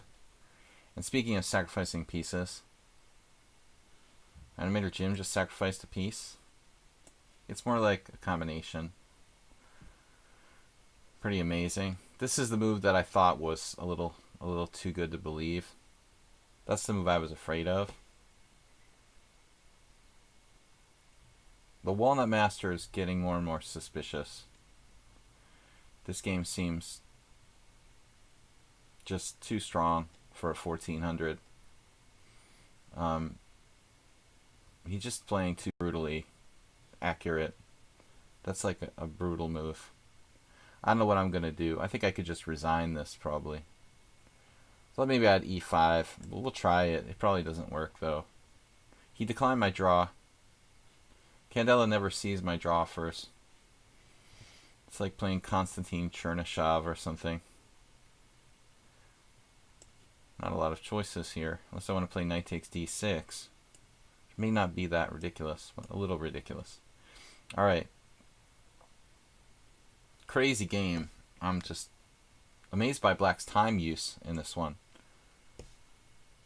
And then the crazy, uncompromising style here. Another one. Amazing play by black. Sacrificing a piece. But maybe I can hang on. I don't know. Just unbelievable.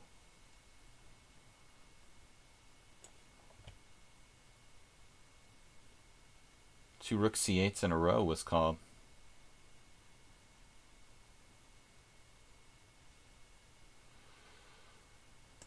I don't know what I'm supposed to do here. Alright, this is like what should be a technical win. But my time is brutal. Please don't play for time. Alright, guys. It's not fair. Castle's queenside. Crazy. Unfortunately, this is equal.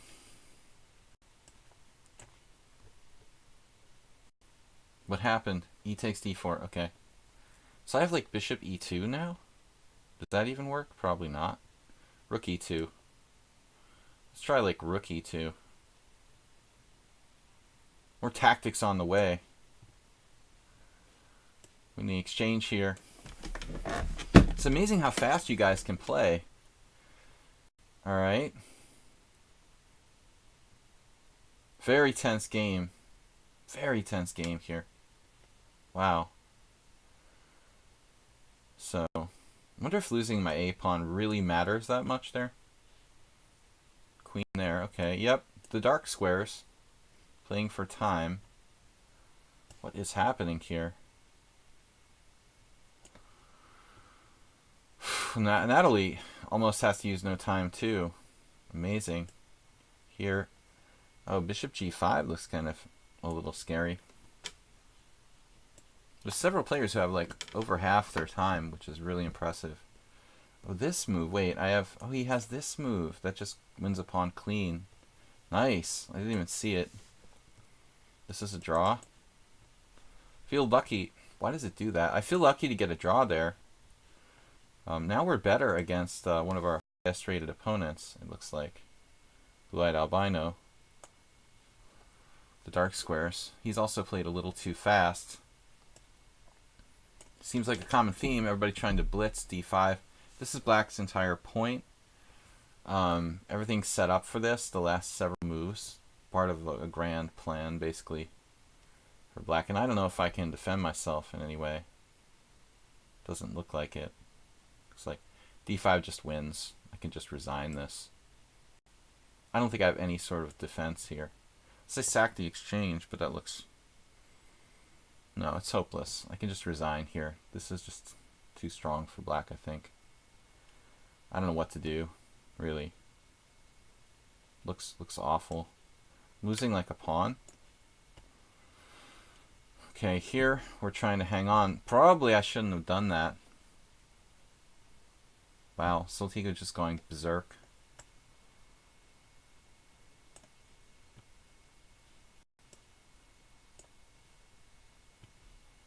Trading queens. Well, I'm glad to see that. I thought I was in really desperate trouble there. Yeah, this guy is totally suspicious. Played the whole game like perfectly. Whatever, dude. Alright, maybe we can hang on here. Stronger than Nefedov for sure.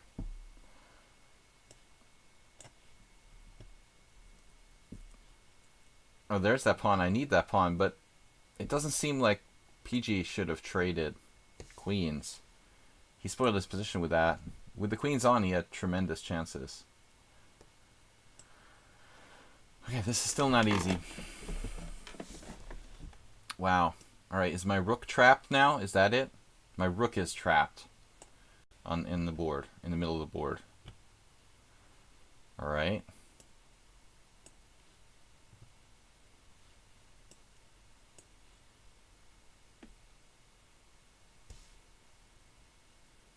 Got to keep the e5 square under control at all cost, any way we can.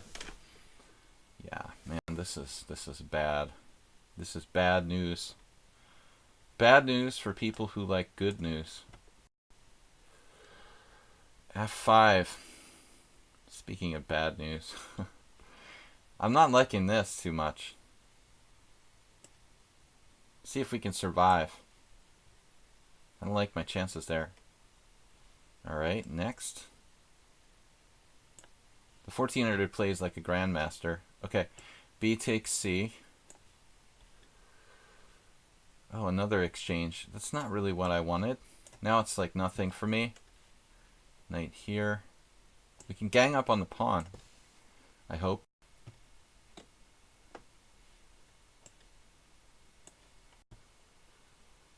My clock is always ticking. Yeah, scary, isn't it? Oh, we're gonna blunder. Bishop E1.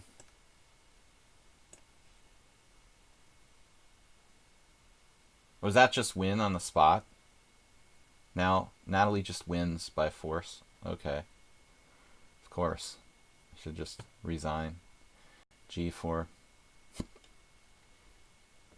Looks like I just resigned here. Now I have this move. Doesn't win by force. Thought I was lost. But their time use is amazing. What happened? Check. Okay.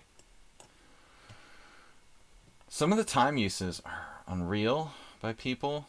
They virtually don't have to think, which is kind of scary. It's pretty scary. All right, knight takes G5 from. Whoops. First I should take here. Blue-eyed albino actually one of our strong opponents, but he's losing. So now what? I don't know. Activate. Wonder Twin powers. Queen E5. Is this player really strong or is it just me? Was this one of your friends there? Animator Jim? Wow, Rook G6 like it's a... What is this? Standard King's Indian. Knight D5. Oh, that's a good move. Look at that. Wow. So he gets his piece back with interest. Nice job. So bishop takes D1, knight takes G5. Now, somehow, Saltika will have a way out. Oh, there's tricks here too. Wow. It's like a perpetual. Look at this.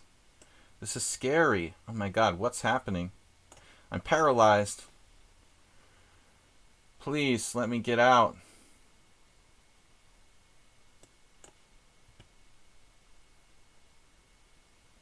This is hopeless, right? I mean, perfect game by black. Pretty much. I resign. Alright. that was basically perfect. Knight takes D6. Maybe I'm alright here. I thought Funny Animator Jim might have had a good move. Are my knights really hanging? No. The only thing hanging is me hanging on here by some threads. Yeah, but I didn't invite him because he was strong. I invited him because he was the only one of my friends. Oh, he's a friend of yours, so he's actually a friend. It's someone you know, so you can vouch for him being, you know, legit. Not somebody who uses an engine or something. What's going on here? Knight E3? Wow. Okay. This is getting pretty crazy. What is going on? All right, B5. Oh, King H1. Wow, you're supposed to tell me when you do something like that. All right.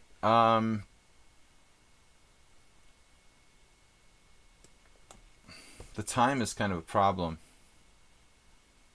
What is up with my king here?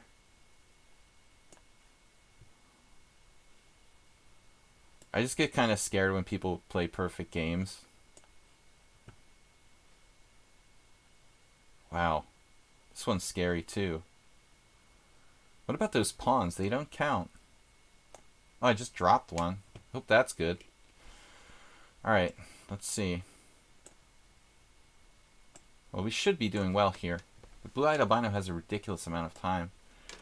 Alright, what about my king, though? Do I want my king there? In reality?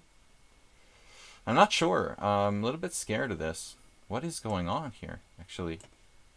Morales with a very tough game. And Soltigo with some crazy, crazy tactics.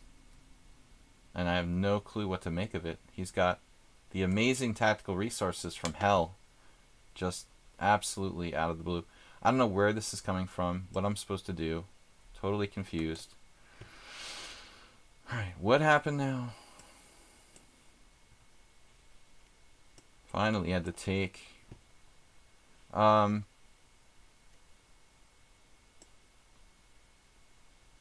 Facebook friends. Knight f5 check? That's not nice. What am I supposed to do with that? Dude, step off.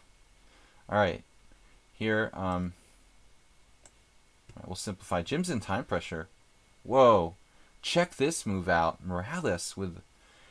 Oh man, I made such a blunder last move. Oh my god. Wow. This is a nightmare.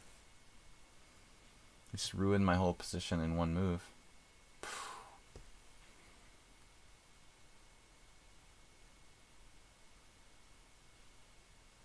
Total disaster, losing a pawn.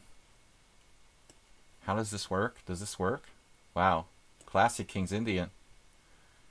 Alright, the other pawn. Alright, this has been a battle. Equal pawns now. 1 loss, 1 draw, 7 wins. This is looking equal. I was scared in that game. And here I'm scared. I'm still scared. This looks awful for me. I just dropped a pawn.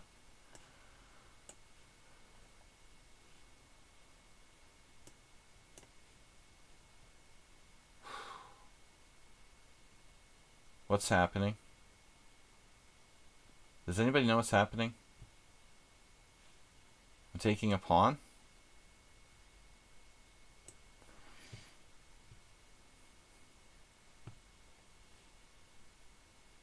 Fossil ego.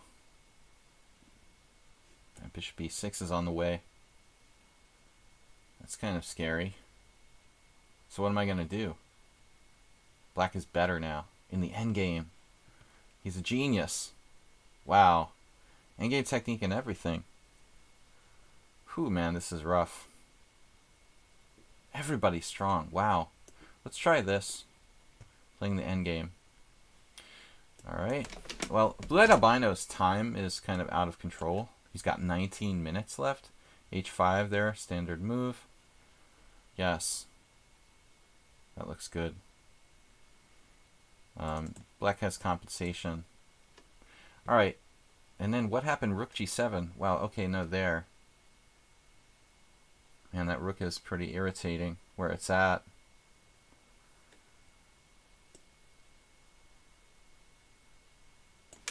I can't keep up with Dmitry.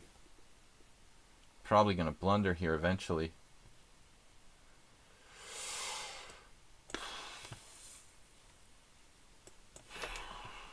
Just can't keep up. Rook h3. Oh no. It's a great move.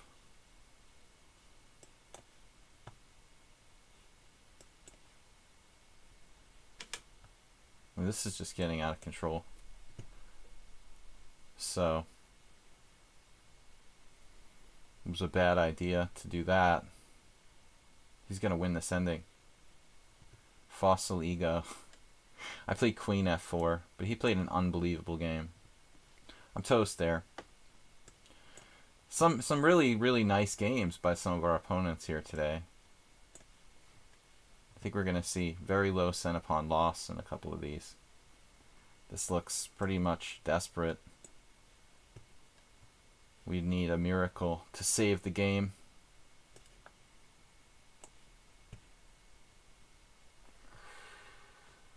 I dropped that pawn. Wow. F7, and he's going to save the game here as well. Great. Soltigo just keeps coming up with random moves with no time on the clock. Alright. So. Damn, dude. Absolutely unbelievable guy. Where? Bishop f8. My god. What am I doing? We got to reposition. Alright, that's enough of that. Knight d5.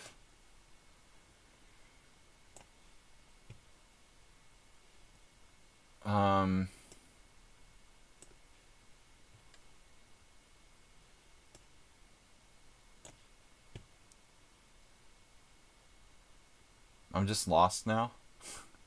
This game where he was like getting crushed. Wow. Alright. You got some funny games this time.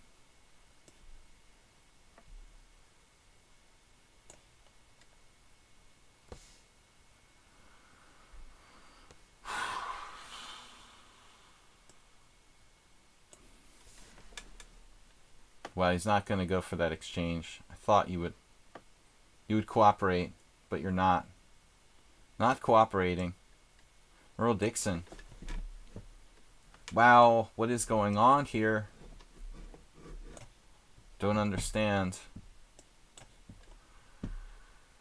Queen there. Okay. I think we're in good shape here now.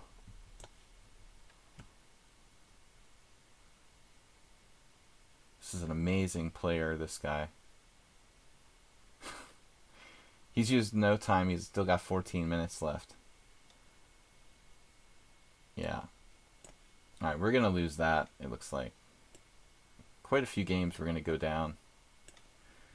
3 or 4 at least we're going to lose. Some weird games, though.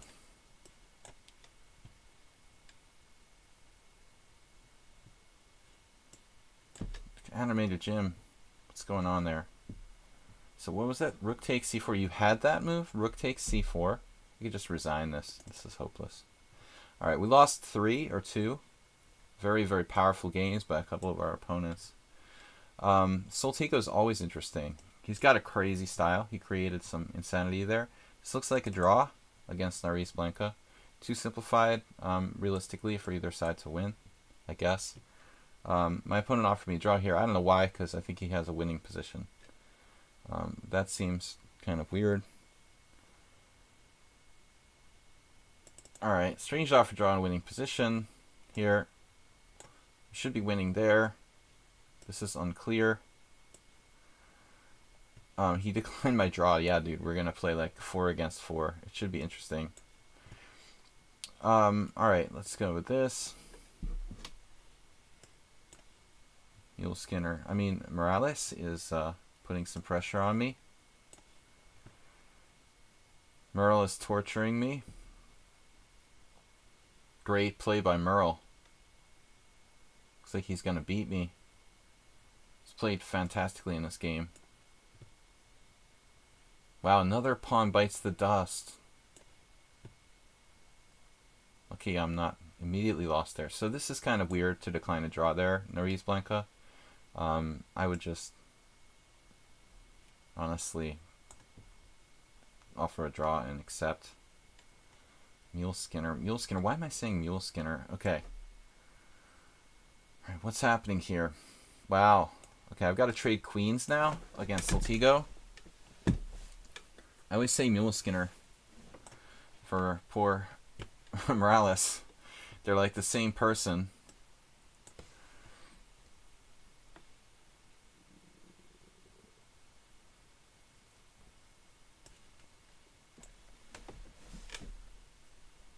I thought I had a win here. I think I'm winning.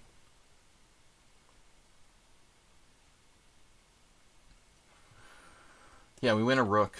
Alright. So this endgame, is there hope? Maybe I can draw. I was totally winning before. It's a real tragedy. That game is embarrassing. Okay, well, against Soltigo, I don't know what's happening now. I'm really scared. It's getting kind of strange. Well, it didn't get kind of strange. It's been strange. Strange. Oh, I don't know, man. It's very unclear. Negro Modelo. It's more or less equal. I'm just going to offer a draw there. We're very short on time. You can't remember the last game you had an endgame against me?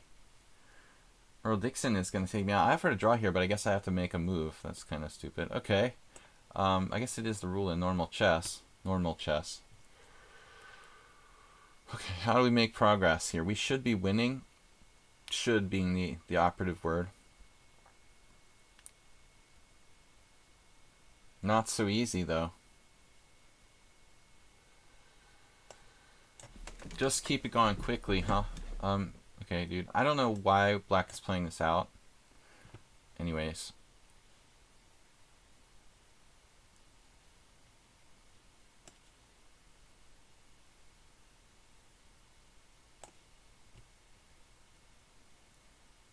Very good endgame for me in this.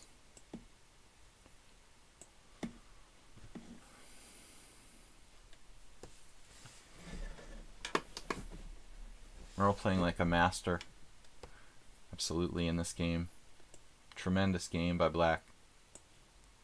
I don't think he's made any inaccuracy.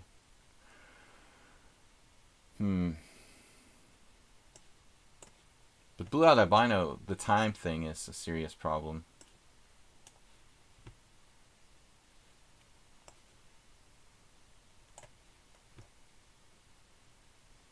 So what's going on with Morales here? Kind of a weird situation. And this is a disturbing game. Not a happy camper here. And those pawns are strong. Okay, so we make it to an endgame against Dimitri.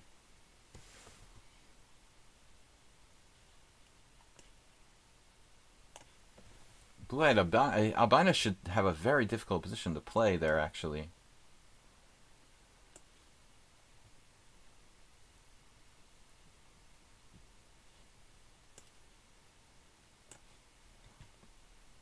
Okay, this is like silliness now.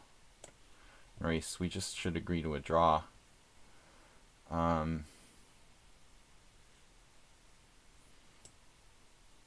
against Saltigo, very tense. Looks like I might hold a draw here. I guess I should play rook takes pawn. And my king is a monster. This is winning. Should be winning. Okay, Morales found some sort of maneuver. Kind of disturbing maneuver for me. Not too happy about it. My rook is stuck. And he's got this defense. Key defense. Maybe I'm just lost. And that's brutal.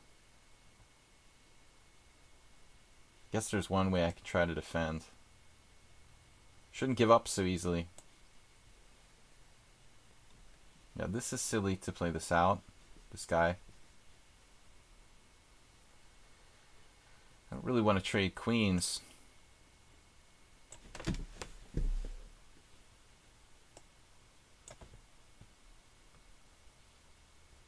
So Tigo, you need to leave. Leave the area.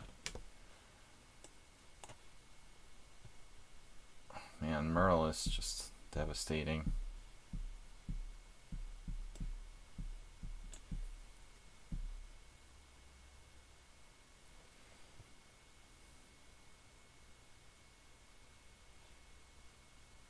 There's a threat? Oh no, I don't like that. That's not cool. That is not cool, my friend. Alright. Why are we playing this out, Narice Blanca? Saltigo. Saltigo is going to win a pawn, I guess. What's the pawn count? I'm going to be down a pawn now. Wow, that's just sick. Alright. Whoa, he came up? He came up.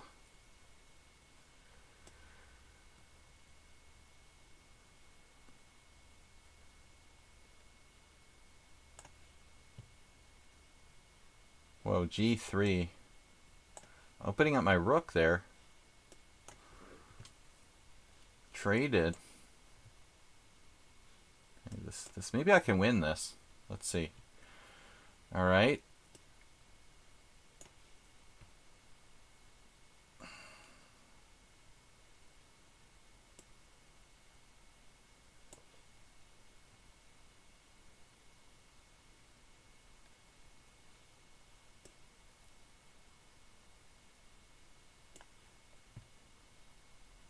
Merle saw the threat.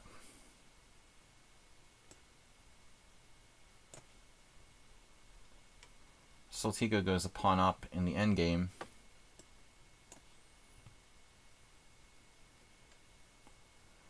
Alright, we're getting our pawn back over there. That's good. Good news, I guess. What happened? Queen c5. Shouldn't this be mate somehow? How's this like not mate? My gosh. That's disturbing.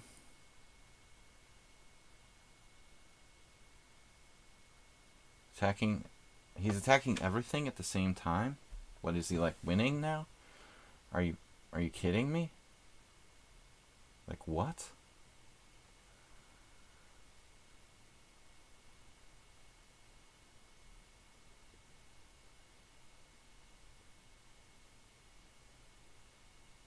Wow. There's a check on h6 that's like devastating. I can't defend against it. So I have to go here. What? Steve Heyman, thank you for the donation. Amazing defense. I can't pick up my rook. Alright. Amazing defense by Blue Albino. Now he's going to be like better from a lost position. That's insane. This should be a draw. Miraculously. Black's playing for the loss there, or what? Alright. I'm down a pawn here. Oh, that's kind of irritating.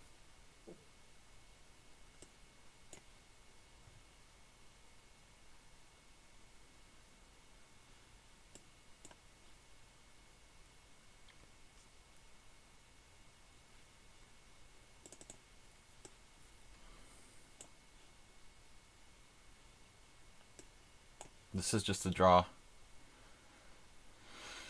Alright. Maybe I had the chance to play for a win, but I'm basically flagging in all my games, so...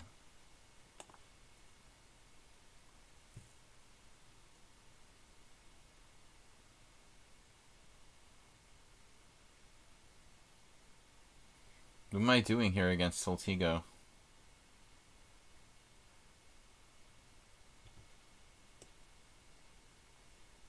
Do I ever have a threat, like? Is it possible for me to threaten something?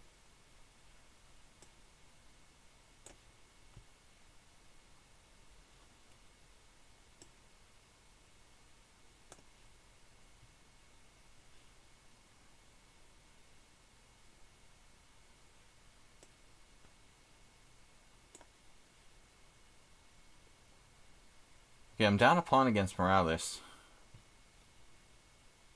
Tactical ending.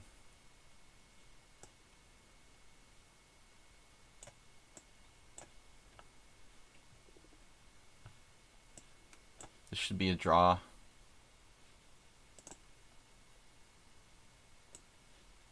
I guess that should be a draw as well. Down a pawn here, it's still a draw. Look at Soltigo.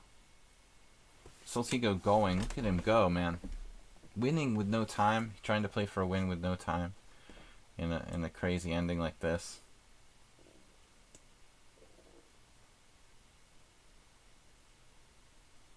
Whew. Narrowly made a draw there, it looks like. Now, what's this? Draw? Feels like draw. Simplify. Okay, I think I can hold this against Merle. Take, e5. Looks like a draw as well. Should be able to hold that. A couple good positions I spoiled. Now what's this, some sort of trap? Soltigo's seen some sort of crazy trap here. Almost impossible to see for most people. He's found it.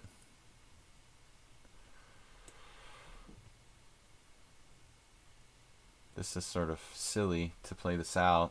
I'm angry with this guy for continuing the game. Wasting our time.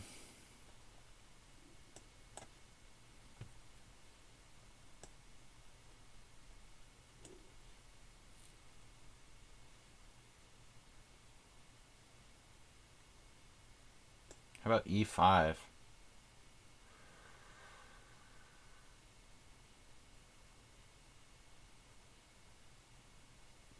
Should hold, no?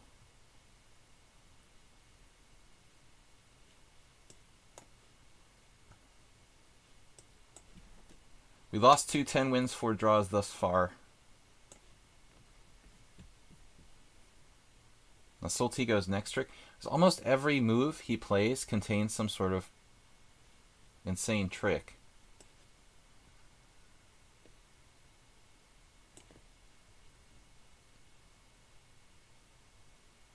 Okay, what's happening here? A G4?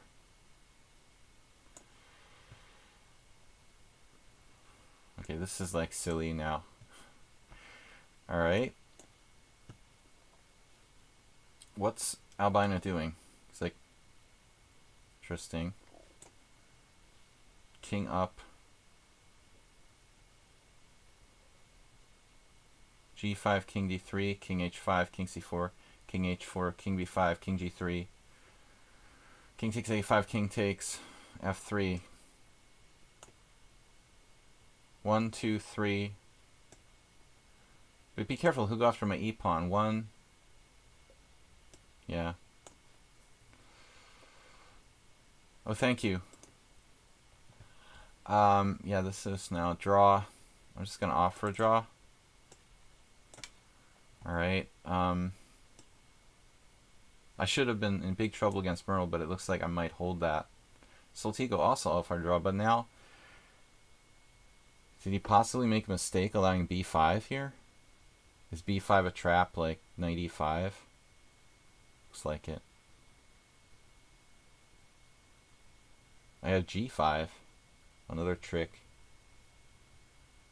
Alright, I'll accept the draw. I'm low on time.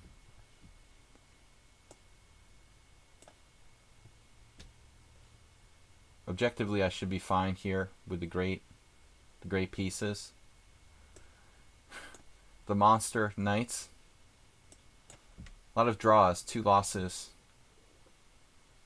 Make sure he's not like worse here. I'm a little better now. King H4. 1, 2, 3, 4, 5, 6, 7, 8. 1, 2, 3, 4, 5, 6, 7, 8. Looks like a draw. Alright.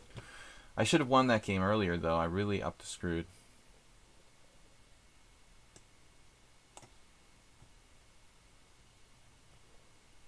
Merle, you better not have any winning chances here.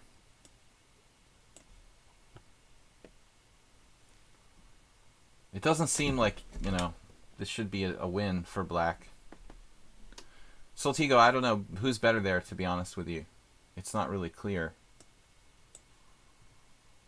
Could I have winning chances against Merle, actually? Not Merle. I mean, could I have winning chances against Soltigo? Yes. Unclear. Astrobate, you're welcome for the time. This guy declined my draw, which is just totally ridiculous. He's like, thanks for letting me play before. Now he's going to decline draws. And what's up here? He's going to like decline draws in like rook against rook and no pawns on the board or something. King up. Okay, what do we do? A4 looks good.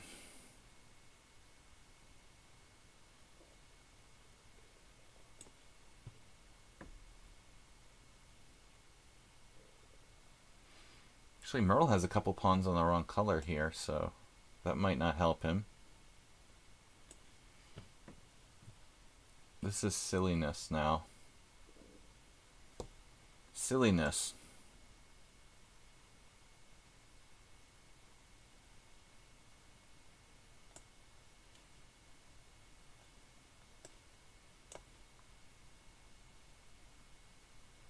Take care, Blue Eye. Thanks for playing. 7 o'clock is here. We've got 7 draws, 10 wins, 2 losses. Yeah, that's my complaint. Tying up the board on a drawn game while I've got to play all these other boards.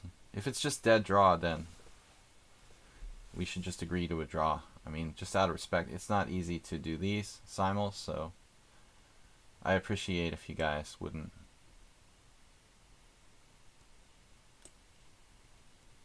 do that. If it's just a dead draw, agree to a draw. Blade Albino had 24 mistakes. I hope the final position was a draw. I was totally winning. Okay, this is silly. Yeah, that was a weird game. I really screwed it up. Can Dimitri really try to play for a win here with the bad pawns and bad bishop? I doubt it. I would sacrifice like a piece. Eventually I would like sacrifice a piece, you know. This looks like a draw. We can safely agree to a draw there. Epic invited means something. Okay, lesson. Fossa Figo. That was a crazy game. I'm lucky I wasn't lost.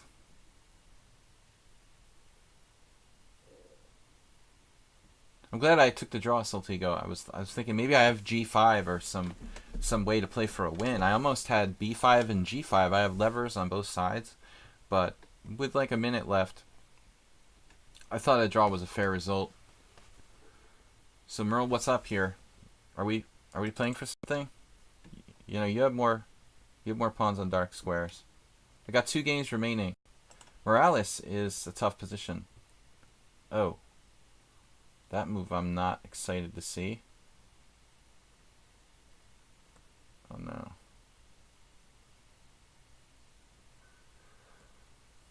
This is gonna get a little sharp, huh?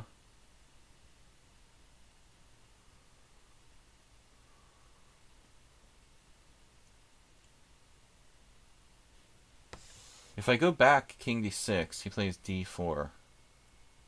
Pawn takes pawn, check. King takes bishop c8, e5. Man, that's a crazy position. I could try king b4, knight e5, king b3. And that's dangerous for both sides. Man, I don't know. I might lose this now that I pushed my pawn to a4, which was kind of dumb. Kind of dumb.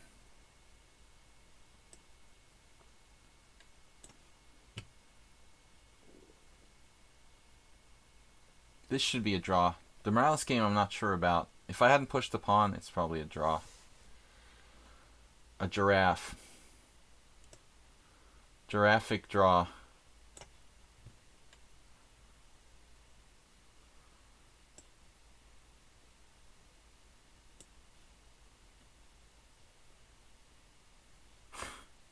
What are we doing here? You're making progress? Alright. It's cool, but we don't have to agree to immediate draw. This is complicated. I understand. I'm not trying to force draws in every slightly worse position. So now what? This is pretty simplified, but I'm a little bit scared. So he went with that move instead. Oh no.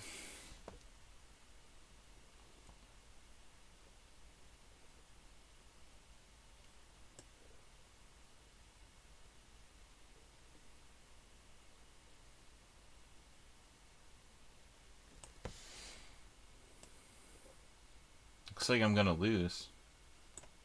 I should have taken my chance.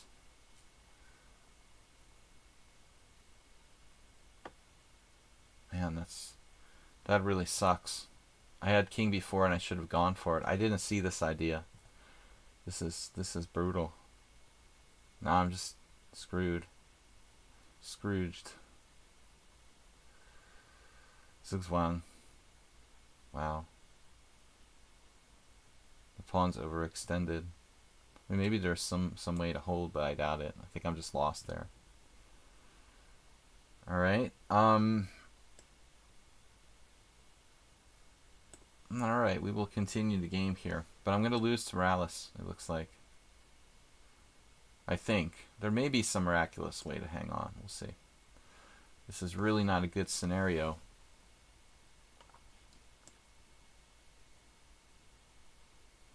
Yeah, I think I'm just gone here.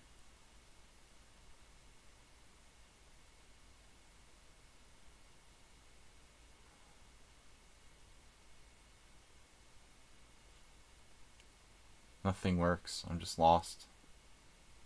Perfect game by... Not a perfect game, but a perfect ending. That's a pity.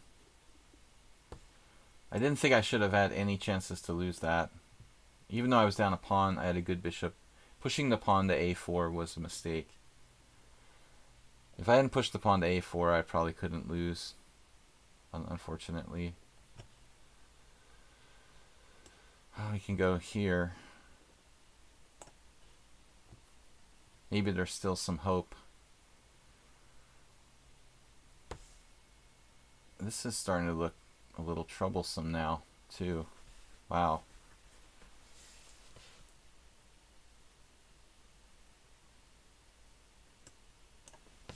Am I going to lose that, too? It's so sad.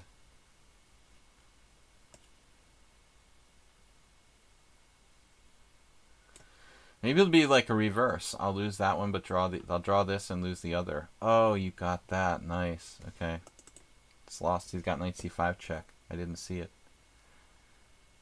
Oh my god. Nice game. But knight f6 is kind of a weird move. I don't know how he makes progress with that.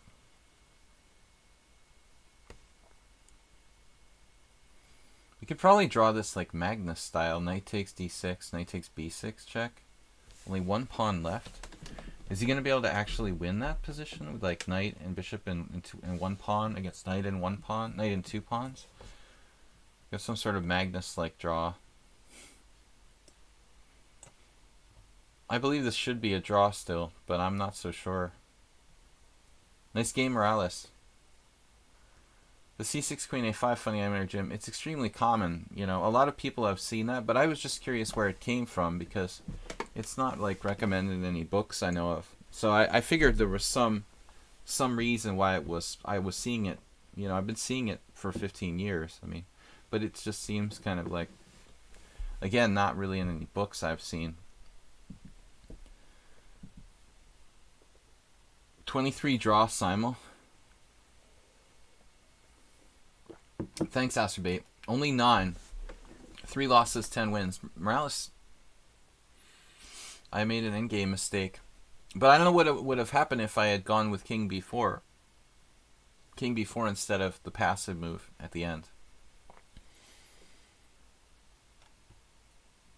Am I going to lose this too, for reals? It's hard to believe. I mean, with that terrible bishop and all my pawns in the right color, there's no justice in this world if this is a win for black with just one extra pawn.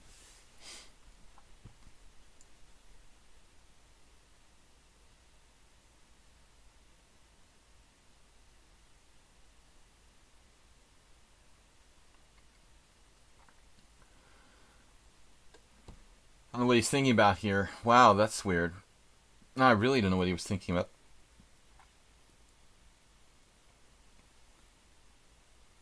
I have knight a4. b5, triple exclam.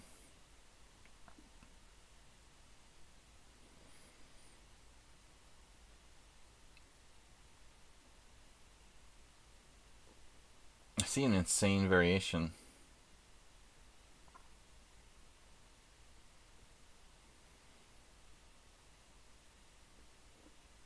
Just an absolutely insane variation. Insane in the membrane.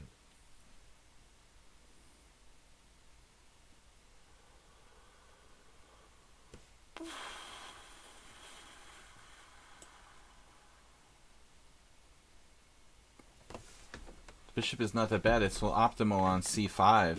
That's as optimal as it's gonna get. He played perfectly. I mean, he couldn't have possibly played better than to put his bishop on c5. That's the maximum it can become. There was always a weakness on d6. I mean, the d6 weakness has been there all day, you know, since move 8 or whatever. So let's see. Thanks, guys, for playing. Tomorrow we're going to try to do a stream 12 noon. We're going to be clashing with the World Championship. So, I don't know. We'll see how it goes. But I cannot change the time. So, it looks like my only time for the stream tomorrow is the 12 o'clock slot. We may be not have that many viewers due to the World Championship, but that's all I can do, guys. Blitz and Rapid Chess tomorrow, 12 noon. So after all that, he doesn't do b5.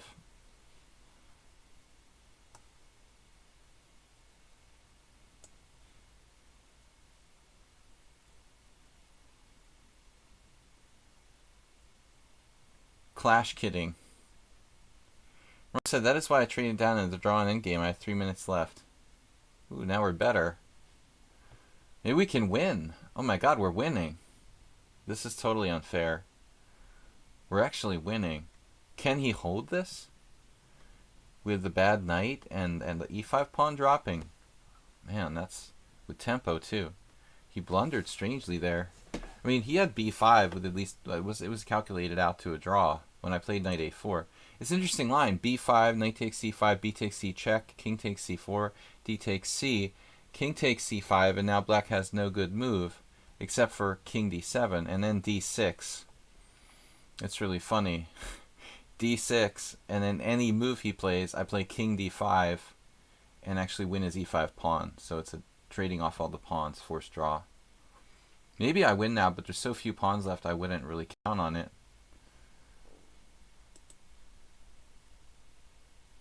We win an unfair game, maybe. I should have drawn Morales, and now this should have been a draw too. I don't know. The Morales game, though, I was a pawn down. It wasn't easy, but I made a very fundamental mistake of playing a4, I think, fixing my pawn on a white square and losing dark square control, and that's why later he got his king to like b4. You know, that was never possible if I keep my pawn on a5. Alright, so it's my move. Alright, we're taking this pawn with check. For some reason I thought I already made my move. Now two connected passed pawns. Two connected passed pawns looks pretty strong. And I can control the blockading square, the d6, with my knight on c4. He's got knight a6 now. But d6? I mean, knight a6, d6, knight b4 check. I'm threatening d7, like, right, this is knight c4. And now it's e5. I mean, wow. So few pawns left.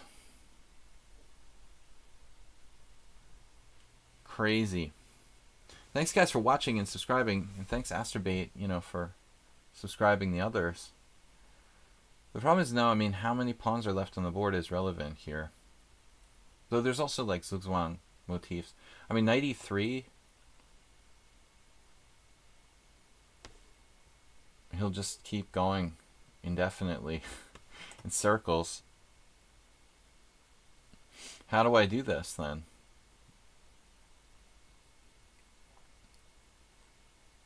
Maybe this is a draw. It's just not enough pawns left. You know, how can I win? Even with two connected passed pawns, it doesn't help me so much here. Knight d6 check? There's got to be a way to try to make progress. Okay, knight a3 check, king b4, knight c2 check.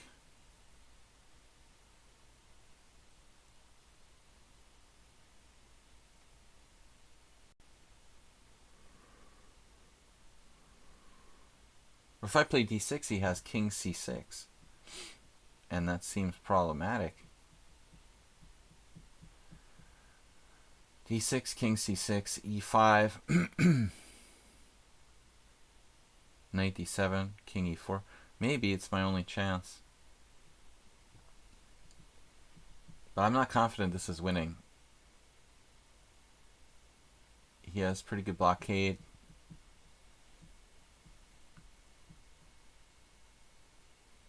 I mean, king c6, e5.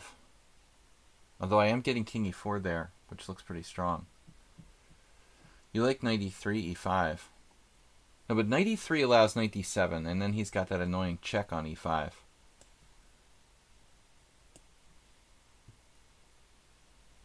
Here I'm playing king e4.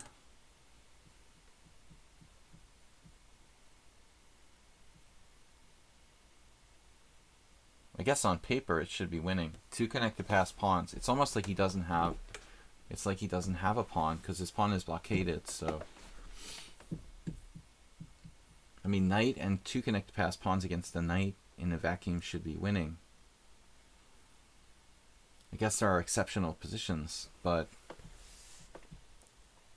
So 23 boards, 10 wins, 9 draws, as usual. A lot of draws, a lot of time pressure. This is a fast simul for me, really, to play that amount of players. Of this level, our average opponent is like 1900, 1800 maybe. And at least that's the way they play, even if they're lower rated.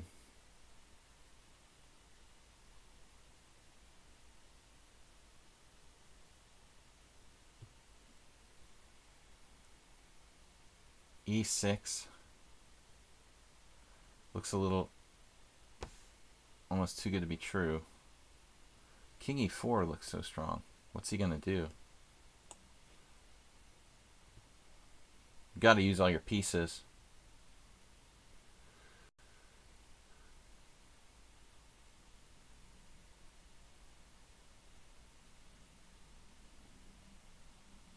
Come on. Last game, this is a long one. But sometimes the simul goes 245. This is going to be over 245. Pretty long. I used to do the 40-40 simuls, but it's pretty brutal. You could try one sometime. Another 40-40. Thanks, Asterbay, for supporting the stream.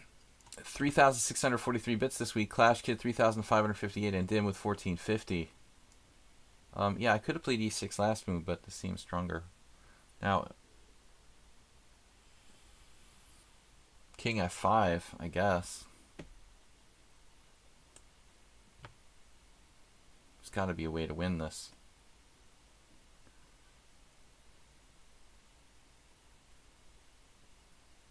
That move. Not what I expected. I mean, I have a lot of options. I could play like king f6.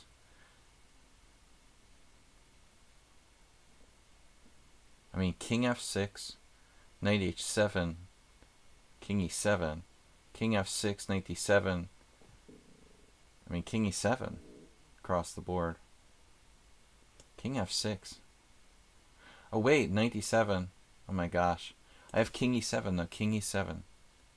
King e7 is key.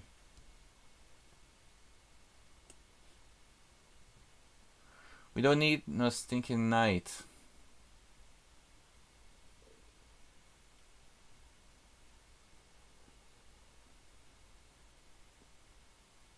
I mean, my pawn's too far advanced, you know. King c4, e6. Oh my gosh. How is this not winning?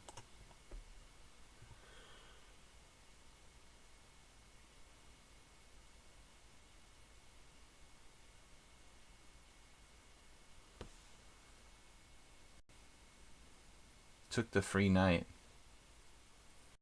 Knight. Good knight. That's too much. His knight literally is trapped, yeah. Knight h7, king f5. d7.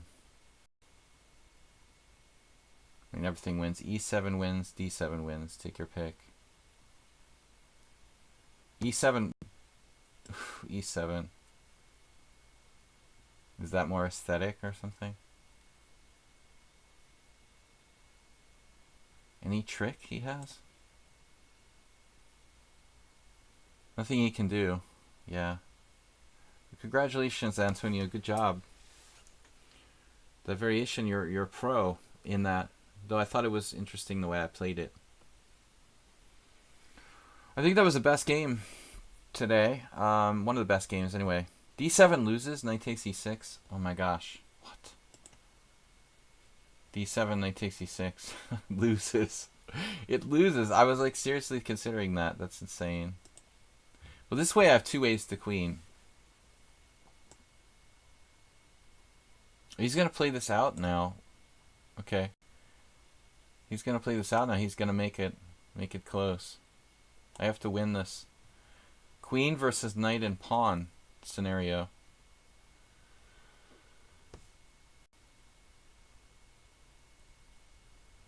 didn't get a chance to play the King of Springs, but I did last week. You looked it up where I went wrong. Never play what I expected to play. I blundered terribly today in that weird position. Okay, you gotta just take the pawn and let me queen and try to defend with knight and pawn against queen. There's only like one situation where that... I remember once Julian Hodgson had a game against my friend Alex Ivanov, and Ivanov like managed to draw, but he had some crazy position where his pawn was like way down the board. Like a 120 move game. Okay, so congratulations to Wild Tricks. I just gave up there. Looked like a really well played game by Black. That I don't know, man. 15 cent pawn loss for Black. Very good game. Apparently he made 2 inaccuracies. We also lost against, who was it now?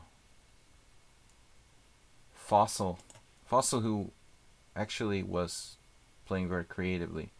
This wasn't a perfect game. We both made a lot of mistakes, and I ended up walking into a lost ending. It was an unpleasant position. I was okay here when I played Queen F4, but I just basically gave him the game in time pressure. I knew it was a bad move, but I was just like too lazy to find a good move. There's no excuse for this. I mean, this move was just silly. I didn't really think about it. I thought, oh, there'll be some way to draw, you know, but it was just stupid. I'm okay here if I play carefully. I didn't see I had this move Rook D1, which is amazing. So that was kind of a stupid loss. Asterbait, thanks for donating another 1,000 bits to the stream. And our final game, our final loss. We should have lost to Walnut Master. That was a weird game too. But against Morales, I want to see this end game before we go, because I thought I was okay in this one. You know, honestly, I felt kind of bad for losing. And this was lost at the end, but I don't think the ending was lost. In fact, there's a really interesting line here. So I missed bishop c8 apparently. a4 is not so bad. I thought this was a mistake. But okay, so this is crazy, like king b4. I couldn't evaluate this, in other words. I thought it was just too crazy. He has like 2 connected passed pawns. Knight c4, bishop takes c4. I thought he could do something else. d4 or whatever, yeah. So king takes b2. Yeah, this is such a bad decision by me. Oh my god. How does he hold this, actually? Wow, this is crazy. So he's actually struggling for a draw here. No, he's not. Okay, I have to play perfectly. a2. Wow, so we both queen. Crazy. So that's like probably a draw, but I didn't have the guts to play it. I thought, oh, I can defend like passively, and it's not so good. Yeah, I'm losing after that.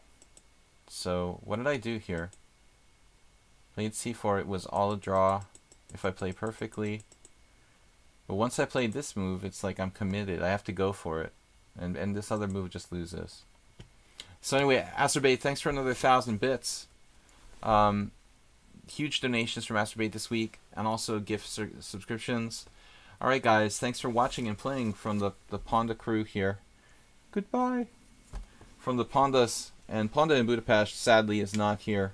Macro Ponda and Micro Ponda with us today. On behalf of Amy and the rest of everybody, I will see you tomorrow during the Magnus match. Maybe we can throw a little bit of the analysis of the next draw in the World Championship during our stream tomorrow. 12-2. I think it's going to be a little bit shorter. 12-2 match. Sorry, it's 12-2 match. 12-2 Blitz and Rapid stream tomorrow, guys. Goodbye, and I will see you later. Thanks for playing. Congratulations to the winners. Good struggle today. The final score in the Simul: 11 wins, 9 draws, 3 losses. Take care, guys. Thanks for supporting the stream and subscribing. And I will see you tomorrow at 12 noon. ET. Bye-bye.